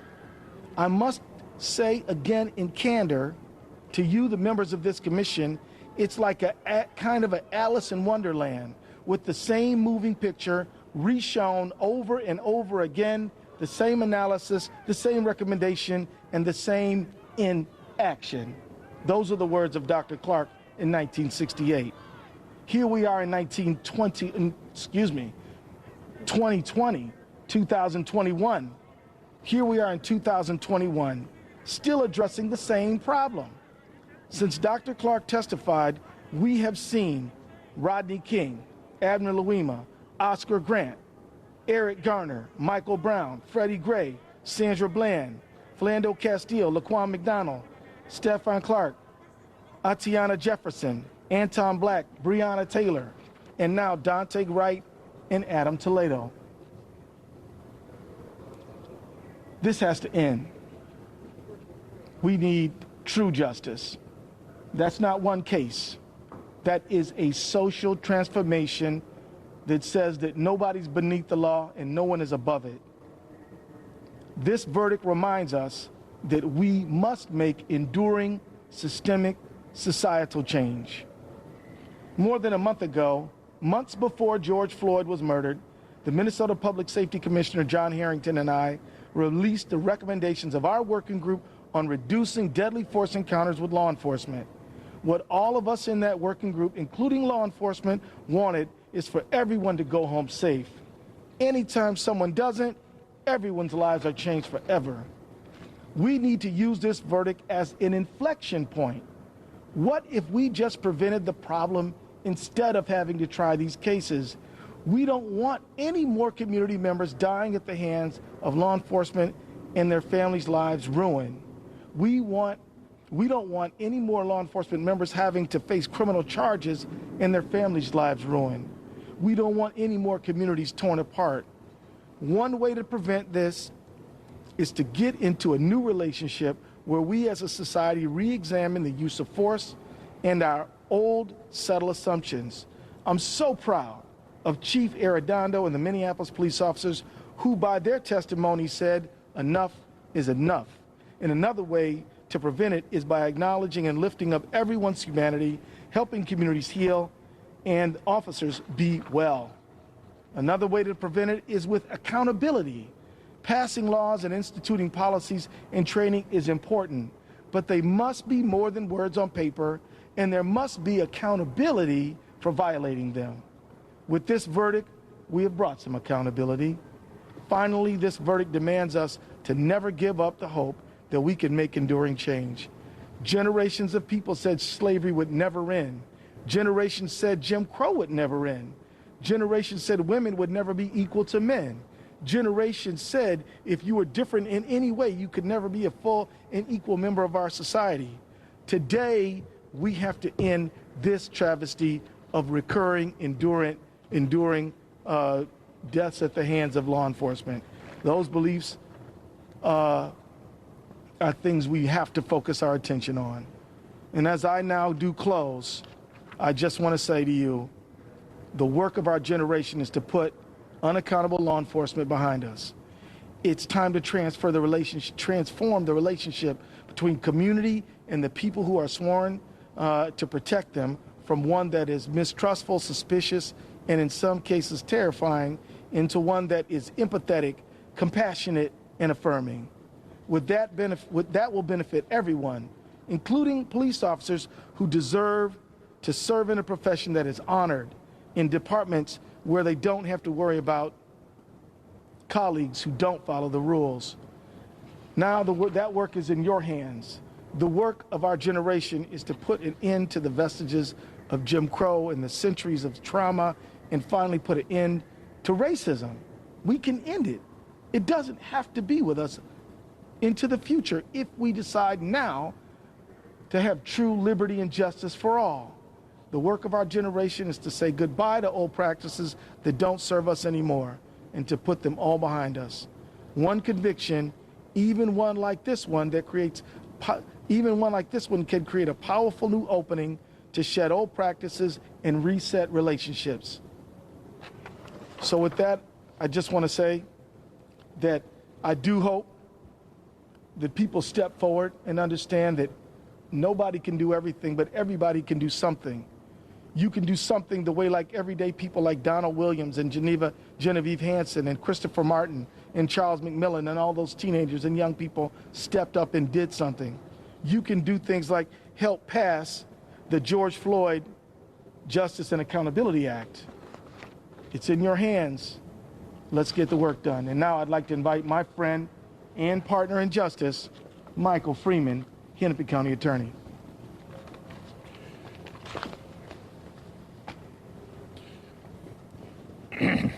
Thank you, Mr. Attorney General.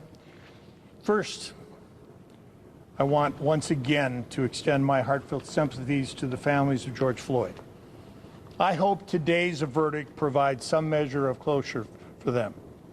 And let me say what a tremendous job Attorney General Keith Ellison did in recruiting and organizing a talented team of prosecutors and supporting staff. Great job. Matt Frank, Jerry Blackwell, Steve Schlescher, and Aaron Eldridge were exceptional. Their use of experts, evidence, and witnesses left the jury no alternative but to find Mr. Chauvin guilty. We and the people of Minnesota should rightly be proud of these four and your entire staff of volunteers and assistant attorney generals and the jobs they did over the last 7 weeks. I'm also proud from the moment that the Hennepin County Attorney's Office charged Derek Chauvin with murder and manslaughter 4 days after George Floyd's murder, our team worked long hours side by side with the Attorney General's team. Managing Attorney Gene Burdorf did legal analysis and writing. Assistant Hennepin County Attorney Joshua Larson did witness prep and strategy development. And Vernona Boswell, manager of our Victim Services Division, has been in direct contact for nearly a year now with the family of George Floyd. Victim and witness advocates Jessica Immerman and Keith Johnson managed all the witnesses, civilian and professional. My two deputies, Lolita Ioa and Andy Lefevre, and I supplied strategic advice and coordination to this talented team 24/7. These guilty verdicts against Mr. Chauvin cannot be the end of the conversation about officer killings of civilians. We need to prevent these killings in the first place. The Minnesota legislature, as it moves into the final 3 weeks of the session, must pass a number of bills that will make policing fairer and safer for all, but especially for black men and women and other people of color. I've been lobbying legislators to pass these critical bills. If they fail, then it will be time once again to have a statewide task force to hold hearings and come up with model legislation intending to put an end to these deaths. I am prepared to be part of that fight. Again, Keith, great job. Thank you, Mike. And now I'd like to ask the trial lawyers to share some thoughts if they have any. But before I do that, I'd like to myself thank a number of people. And I'm just going to start by And well, why don't we just have our trial lawyers come forward, and then we'll thank our whole team. So, Jerry, Steve, which one of y'all want to do it? Matt, where'd Matt go? Yeah, we're right up here. Thank you, Attorney General Ellison. And when I say thank you to Attorney General Ellison, I want to thank you for calling me and calling me back into public service, which is something that I was able to do as a federal prosecutor, as a state prosecutor, as an assistant county attorney in the United States Army. And when I left private practice, I thought those days were behind me, but I received a call, and it was from Keith Ellison. And he gave me the opportunity to step back into public service, something that is so important to me, something that I cherish. And I would just encourage anyone, if you get a call like that as an attorney, it's a privileged life, it's a noble profession. And if somebody calls you and they ask you for help, don't overthink it. Just do it. As I've found in my career, you get a lot more than you give. I'm honored to have stood with the Floyd family, to stood with the state of Minnesota as we go through this painful process together. And it's been my privilege to practice with this incredible, gifted trial team. And so I stand here today in gratitude. I'm thankful. I want to thank the jury for their service, for doing what was right and decent and correct and speaking the truth and finding the right verdict in this case. I'm Jerry Blackwell, and my comments are going to be fairly brief.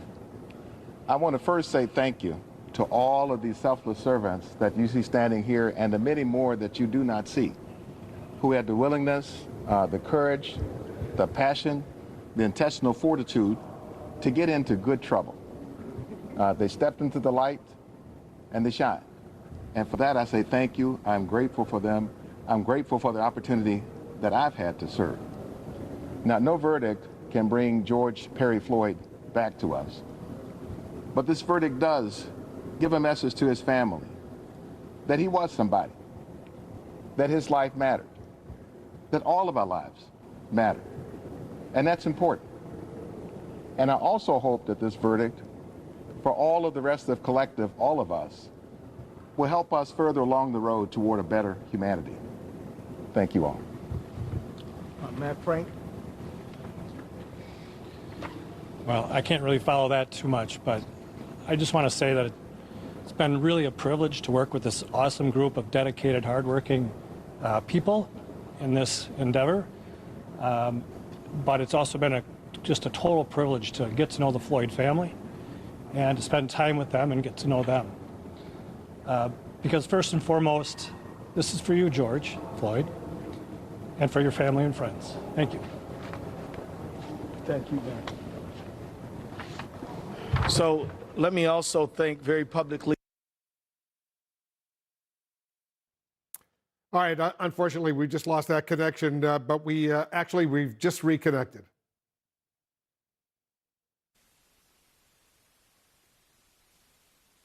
Balmakun, thank you, Zuri. And Natasha Robinson, I want to thank you and the next generation, the next generation of justice seekers.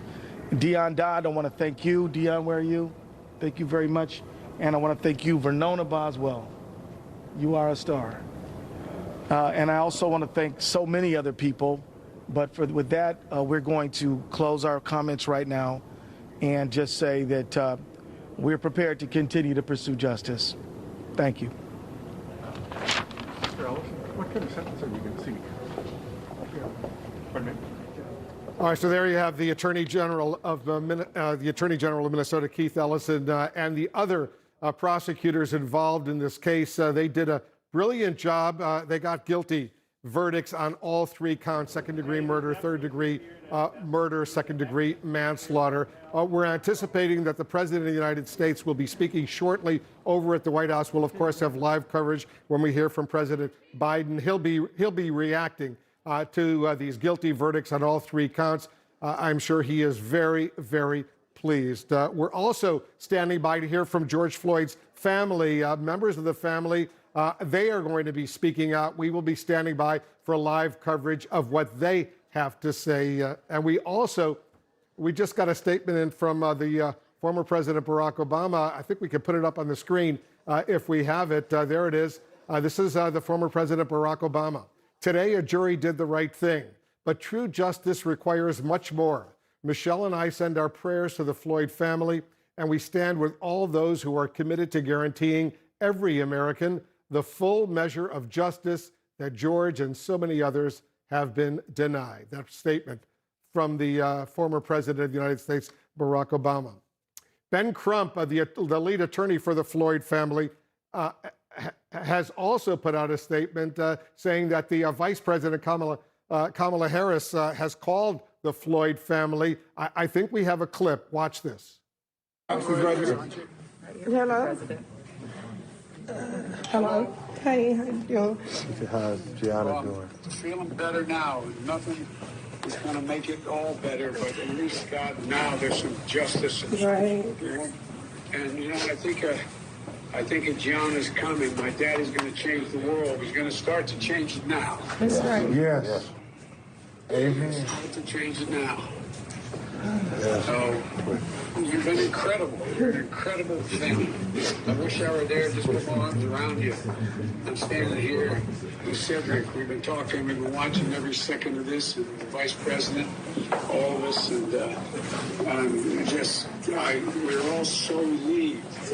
Not just one verdict, all three. Jury on all three cases. And it's really important. I'm anxious to see you guys. I really am. And we're going to get a lot more done. We're going to get police. We're going to do a lot. We're going to stay at it till we get it done. Hopefully this is the momentum for the George Floyd Justice and Policing Act to get passed and have you signed. That and a lot more. Not just that, but a lot more.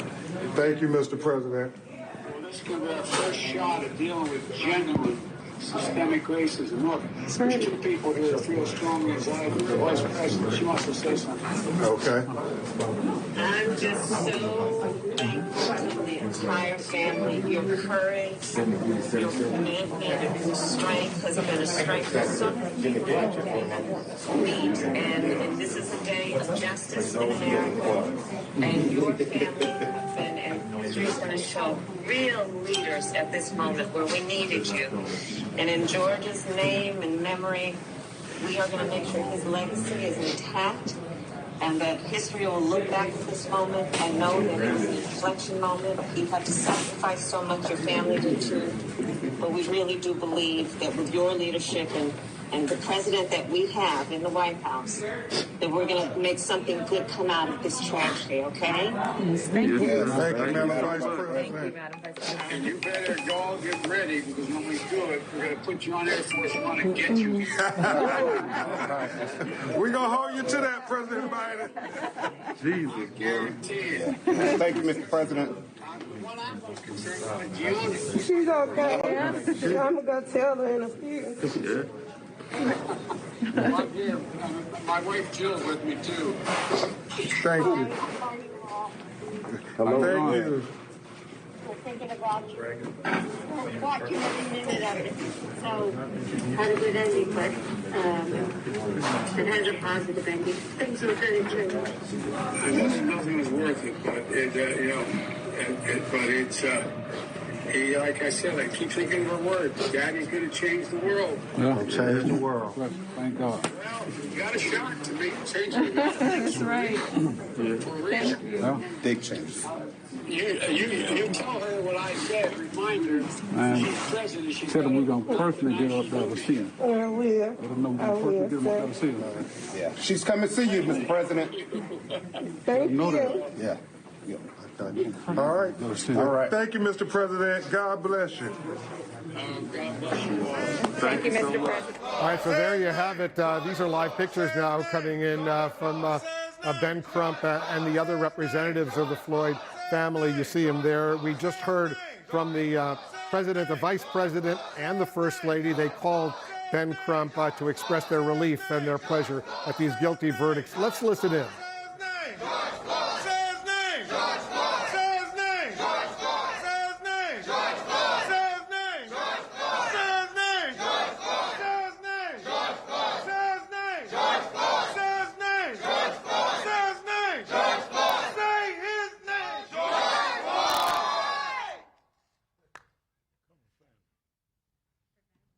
Before we say anything, we're going to have a prayer. When we first came to Minneapolis and went to the site, when Ben Crump called, we remembered how Eric Garner said, "I can't breathe," 11 times. His mother came with us to the site.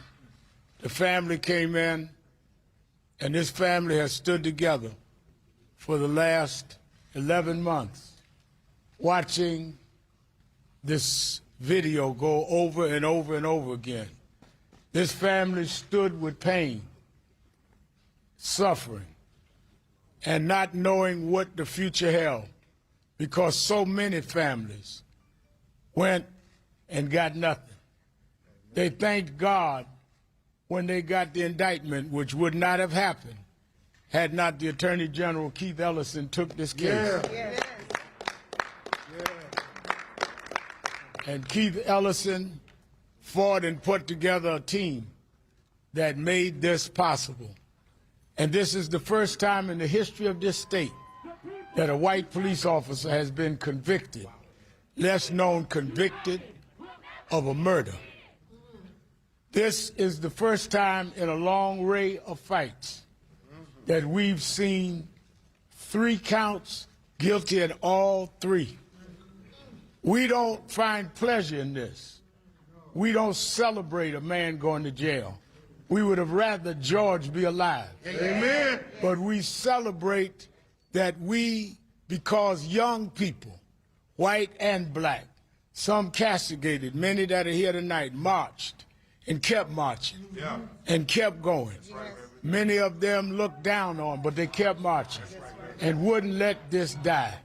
And this is an assurance to them that if we don't give up, that we can win some rounds. But the war and the fight is not over. Just 2 days from now, we're going to have to deal with the funeral of Daunte Wright in this same county, the same area. We still have cases to fight, but this gives us the energy to fight on. And we are determined that we're going to fight until we make federal law the George Floyd Justice in Policing Act must be law.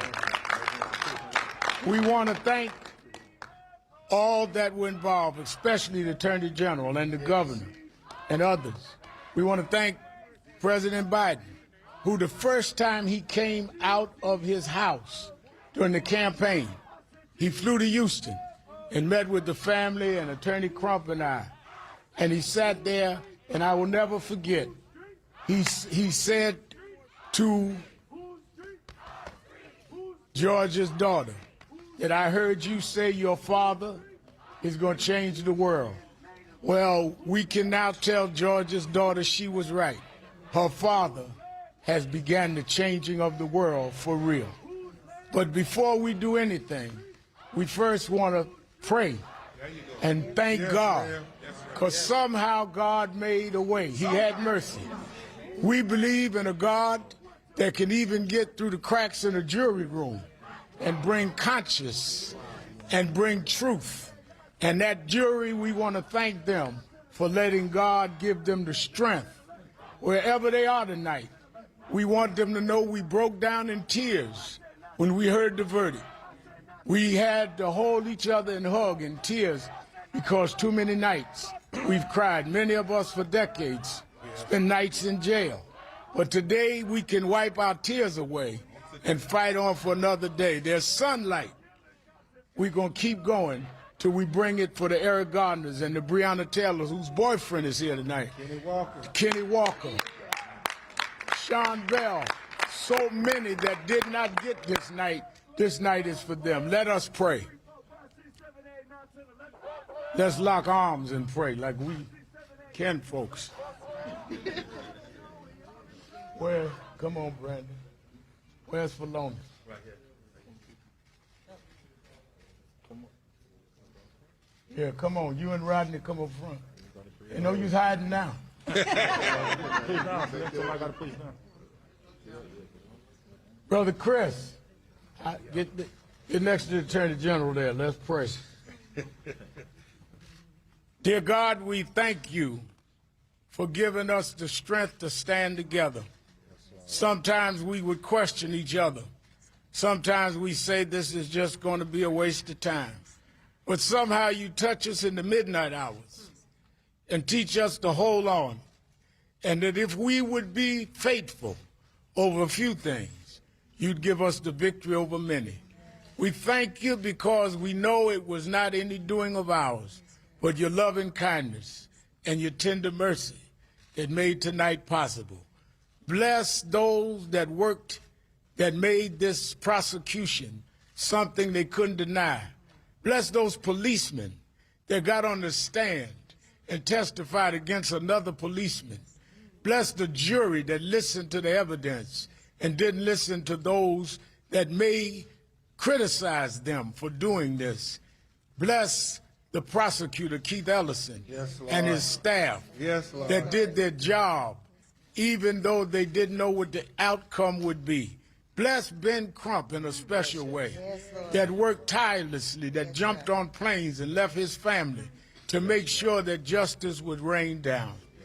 Thank you for all of the civil and human rights leaders that stood up. And we thank you for the nameless grandmas and grandpas that would get on their knees and ask you to give us a victory this time.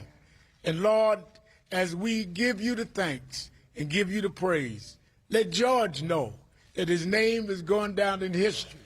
They may have put their knee on his neck, but he will now be a figure that we will take the knees off our necks now, and we give you the praise. Thank you. And God, we give you the glory. These blessings we ask in your name. Amen. Amen. Amen.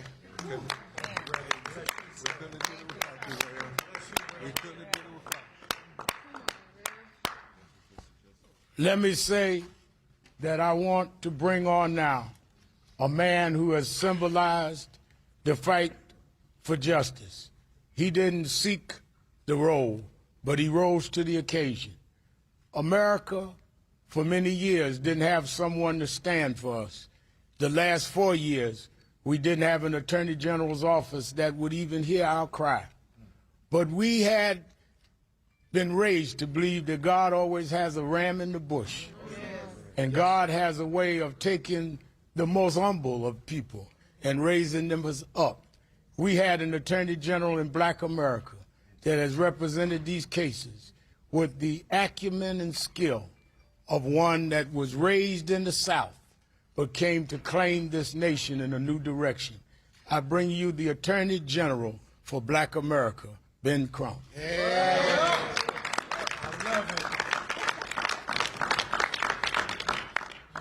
Thank you, Reverend Al Sharpton, not only for your mentorship, not only for being a great civil rights leader, but for being a moral authority, especially making sure no matter what happened, that we always maintained the moral high ground, knowing that we were on the right side of history as we fought for justice for George Perry Floyd Jr. Say his name. George Floyd.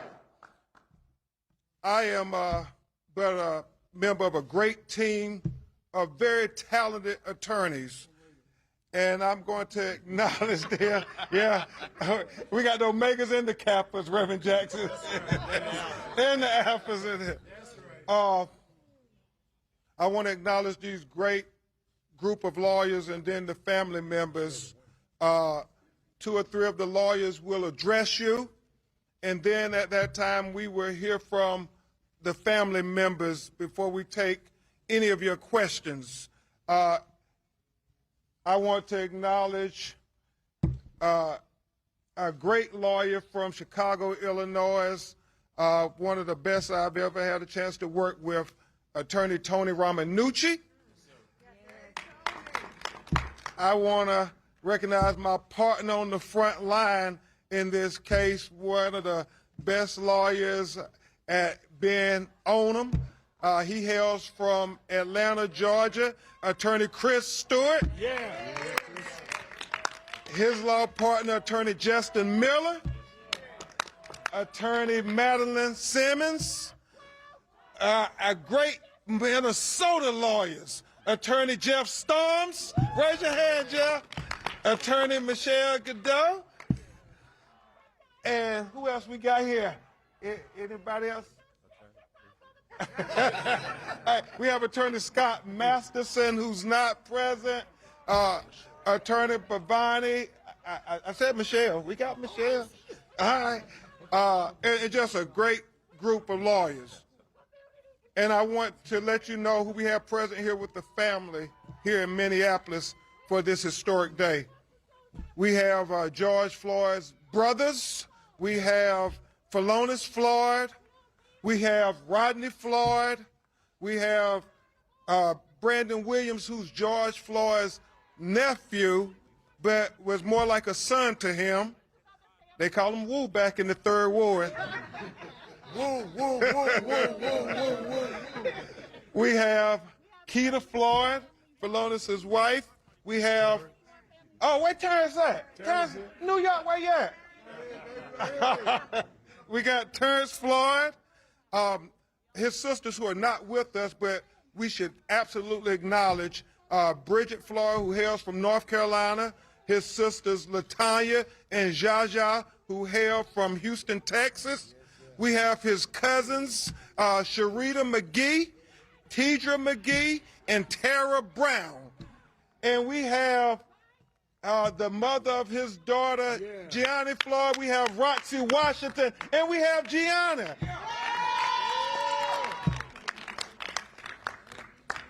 And so I'll make some brief remarks, and then we're going to have Attorney Stewart.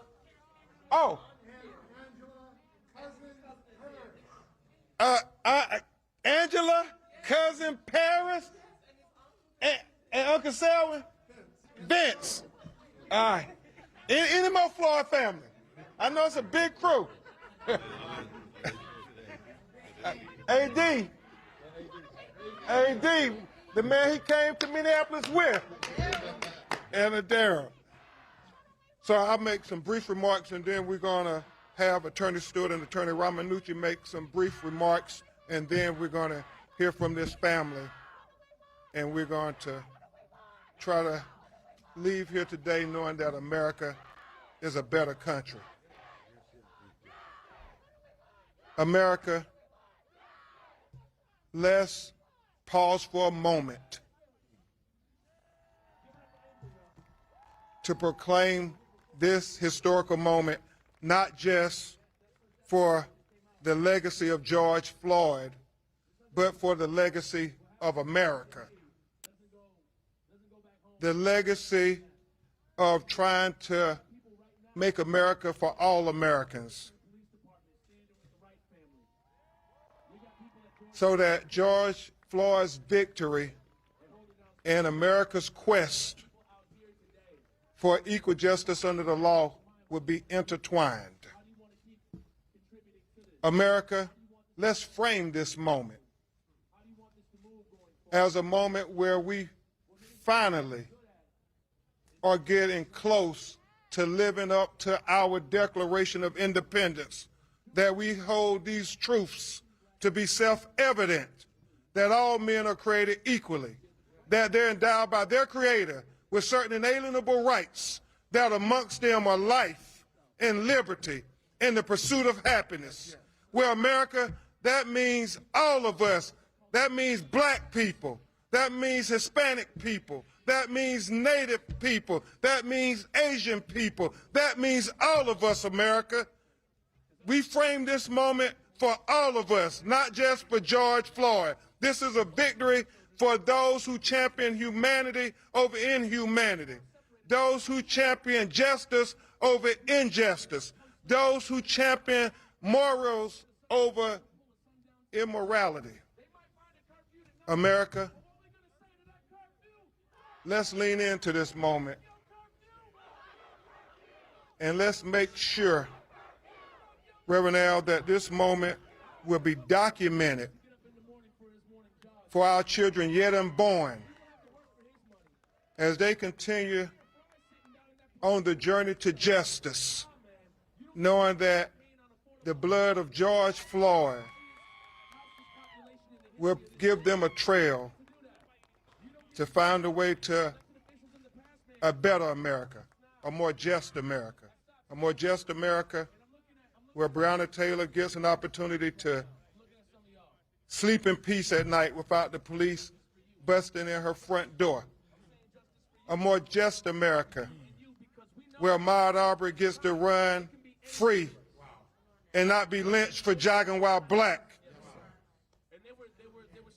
A more just America where Jacob Blake and Anthony McClain and Walter Scott and Laquan McDonald and all these other black men, Terrence Crutcher, who was shot in the back while running away like Dante Wright was just a week ago, because for some reason, black men running away from the police is more dangerous than young white men who commit mass murders and walk towards the police with an assault weapon, Reverend Bryant, like Kyle Rittenhouse in Kenosha, Wisconsin.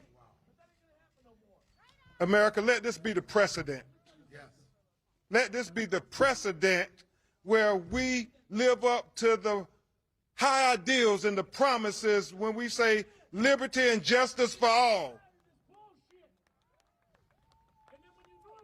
Those sun-kissed children are included in all. Those children who overcame slavery, the Middle Passage, the Dred Scott decision, Plessy v. Ferguson, Jim Crow, and his much smarter, wiser son, Jim Crow Jr. Esquire. Let this be the precedence where we overcome systematic racism and oppression, and that we are a better people, and we will leave our children a better world for us all. At this time, we will hear from a great lawyer, because nobody does this alone. It's always a team effort. And we have the lawyers, the preachers, the civil rights leaders, the education leaders, the activists.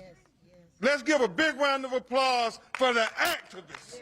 Yeah, that's right. The people who stayed in the streets. That's right. The people who came nationally, but more importantly, the people who were here locally, who were standing up for George Floyd on 38th and Chicago Avenue, day in and day out. Silky, the people who wouldn't go home, wouldn't stay quiet. Reverend Jackson, the people who followed your example. Donna Williams. Donna supposed to be here. Donna. Yeah. So, we love you, Donna. Without further ado, my brother, Attorney Chris Stewart. And Tony, you coming up next.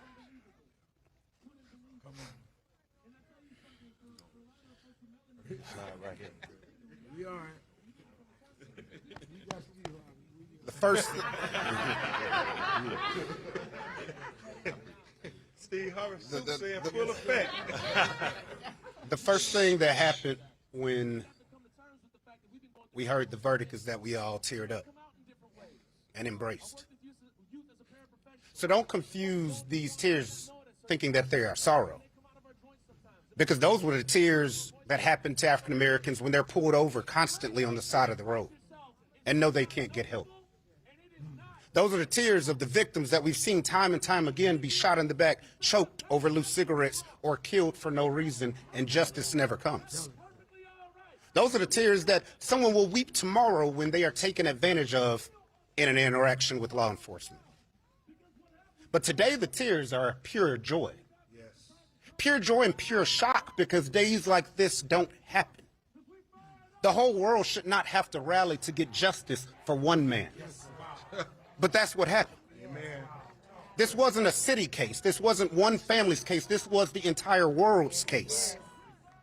And justice finally came.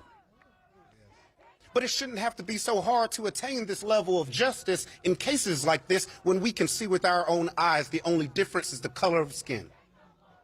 And that's the change that we all want. That's not a change that's outrageous. Yes, law enforcement have a dangerous job. They have to carry a spear and a sword and a shield. But all too often, African Americans only get the spear or the sword. We need more of the shield. Because this is not a case against every officer. My life was saved by 2 law enforcement officers years ago. So I will never throw every cop under the bus. But we will put more cops in jail when you kill someone for no reason, just because they're black. And we can find a unifying purpose between law enforcement and the African American community by changes starting with the George Floyd Justice and Policing Act. A beautifully written bill that will help protect the community and solve policing.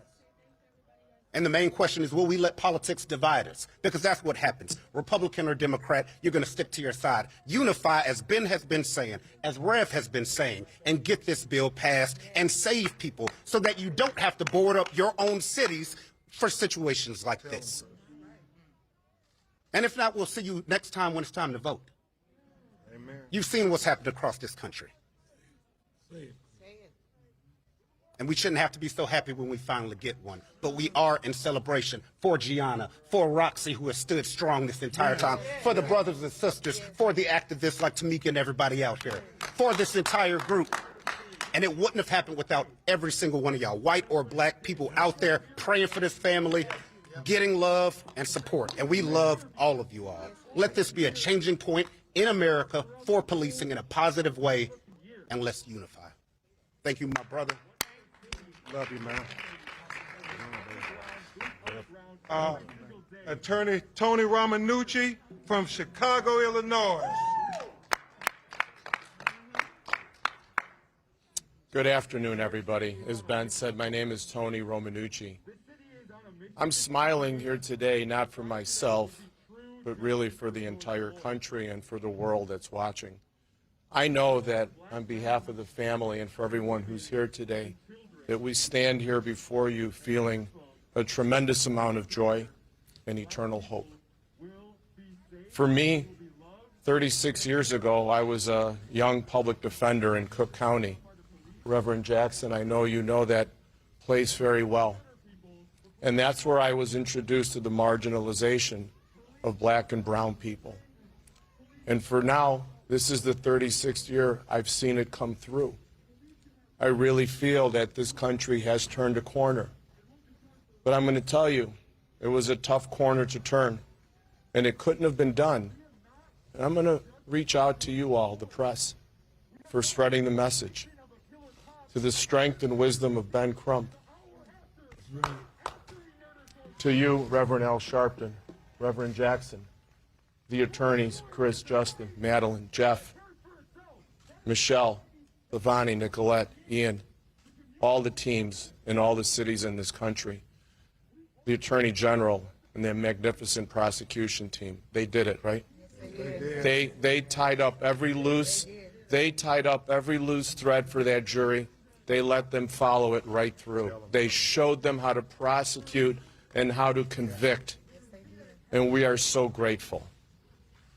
But make no mistake, we are not done. The George Floyd Policing and Reform Act must pass the Senate. Yes. Amen. We now know that today, police can and will be held accountable for needless death. This death never should have happened. George should have been alive somewhere with his daughter, Gianna, playing on a playground. Amen. From now on, everyone's on notice that police will be held accountable, but we will be held accountable too. This whole country should be held accountable, but police especially. I am so thankful to all of you. I am hopeful for a greater America, for a great vote of confidence. I will tell you that Speaker Pelosi called us not once today, but twice. Our Speaker is a great leader. She is somebody that wants to see this through. We have a great president who wants to see this through. We have one little hiccup in between. Let's get this past the Senate. Let's get justice in America once and for all and forever. One last comment. I met a young lady yesterday. Her name was Lamaya. She said one thing to me that I promised her that I would repeat today. Lamaya is not part of the Floyd family, but she is part of the Wright family. And she said one thing, and I promised her I would say it today. We are all God's children. Yes. Thank you, Lamaya.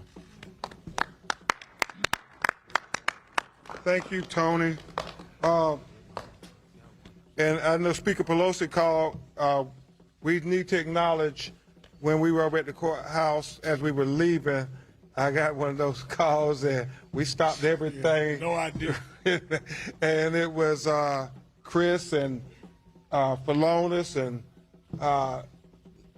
Roxy, all of us, Justin, as we were walking out, we stopped in mid-sentence because President Joe Biden called to talk about what a moment this was for America and how we have to use this moment to build on. So we want to acknowledge President Biden acknowledging that we are all a better America today. Isn't that what he said? Kamala. Okay.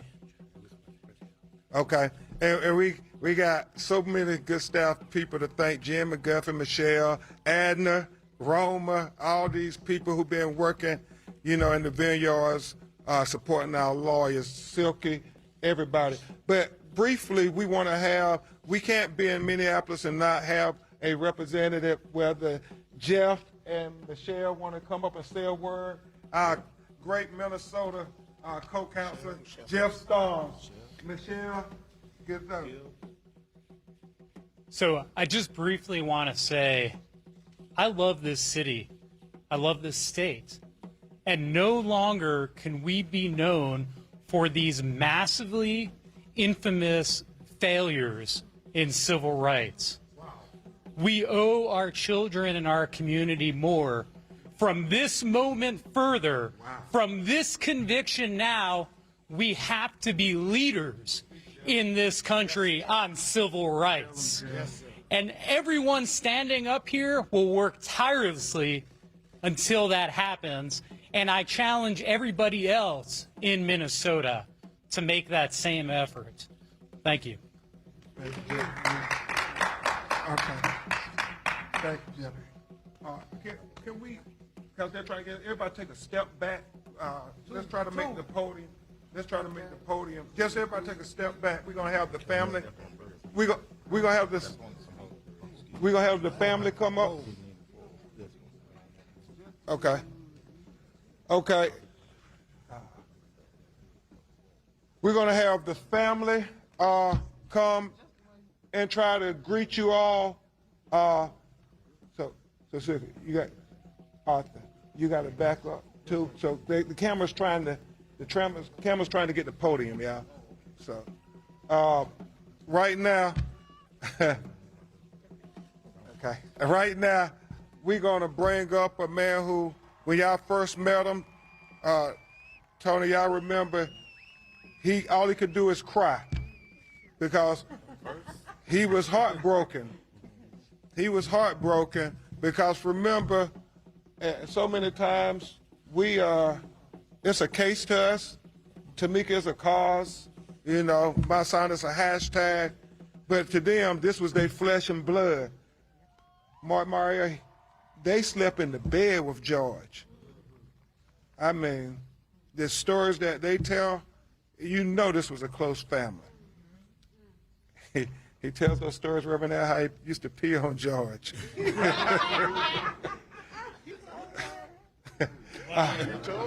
But, yeah, he has become so dignified and articulate in expressing not just the fight for justice for his family, not just the fight for justice for Black America, but he really has become so articulate in saying we have to fight for all Americans. Mr. Phalonis Floyd.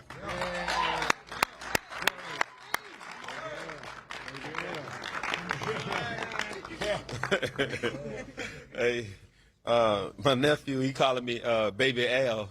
But Jesse calling me Steve Harvey. But man, I feel relieved today that I finally have the opportunity for hopefully getting some sleep. A lot of days that I prayed and I hoped and I was speaking everything into existence. I said, I have faith that he will be convicted. Whew. It's been a long journey, and it's been less than a year. And the person that comes to my mind is 1955. And to me, he was the first George Floyd. That was Emmett Till. Yeah. Wow. Wow. I did was on CNN with Deborah Watts, and she just brought him back to life. Wow. People forgot about him. Yeah. But he was the first George Floyd. Yes. But today, you have the cameras all around the world to see and show what happened to my brother. It was a motion picture, the world seeing his life being extinguished.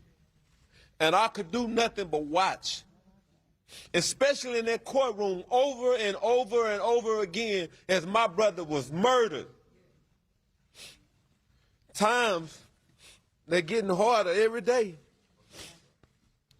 10 miles away from here, Mr. Wright, Dante Wright. That's right. Yeah. He should still be here. We have to always understand that we have to march. We will have to do this for life. We have to protest because it seems like this is a never-ending cycle. Yeah. Reverend Al always told me, we got to keep fighting. Mm-hmm. I'm going to put up a fight every day because I'm not just fighting for George anymore. I'm fighting for everybody around this world. Yeah. I get calls, I get DMs, people from Brazil, from Ghana, from Germany, everybody, London, Italy, they're all saying the same thing.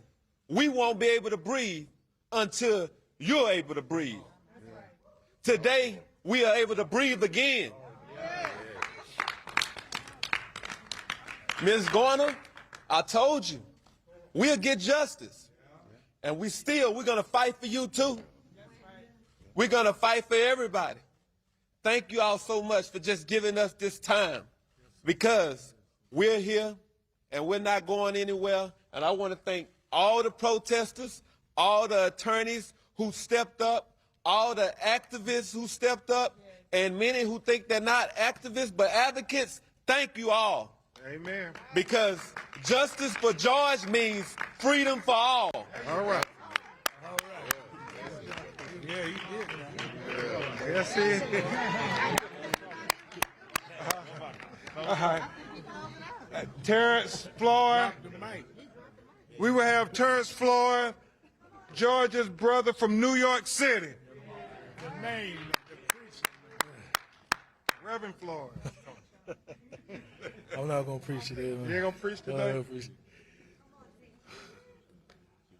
Oh, man, so many emotions right now, but I'm very thankful and grateful. Grateful for the people in this world, for the support, the prayers, the love that was shown, whether you sent it by social media or whether you sent it emails or however. We just appreciate the love.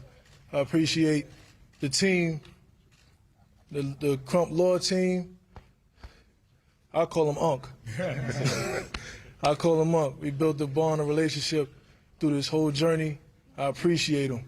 He would call me. I'm all the way in New York. He'll call me and check up on me and ask me, am I all right? Because I'm the only one up there. Everybody else is down south. So, but he never thought it robbery to check up on me, and I'm grateful for that.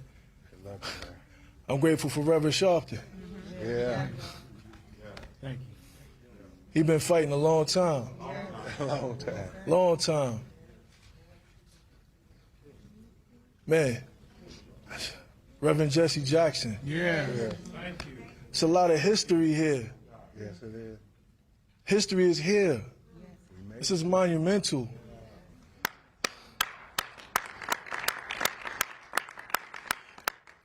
Reverend Jesse Jackson and Al Sharpton, they lived to see this. Wow. Their fight wasn't in vain. Wow. It just didn't happen when they did it, but it happened now. Amen. And they're here to see it and be proud of it. It go back to when he did that prayer service. My family is a family that will not back down from prayer. Yes. Go ahead. And I believe because of prayer, we got the verdict we wanted. Amen. Amen. We got on our knees. Some of us stood up, but we asked the right person. We asked the right one. Yes. Come on. We said, God, we need justice. We need it now. And he answered.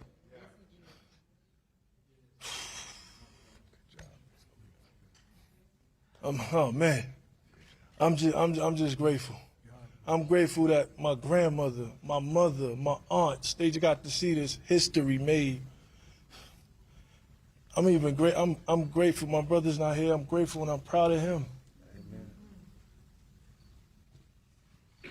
I will salute him at every day of my life. I will salute him because he showed me how to be strong. He showed me how to be respectful. He showed me how to speak my mind. I'm going to miss him, but now I know he's in history. Yay. What a day to be a Floyd, man. Wow.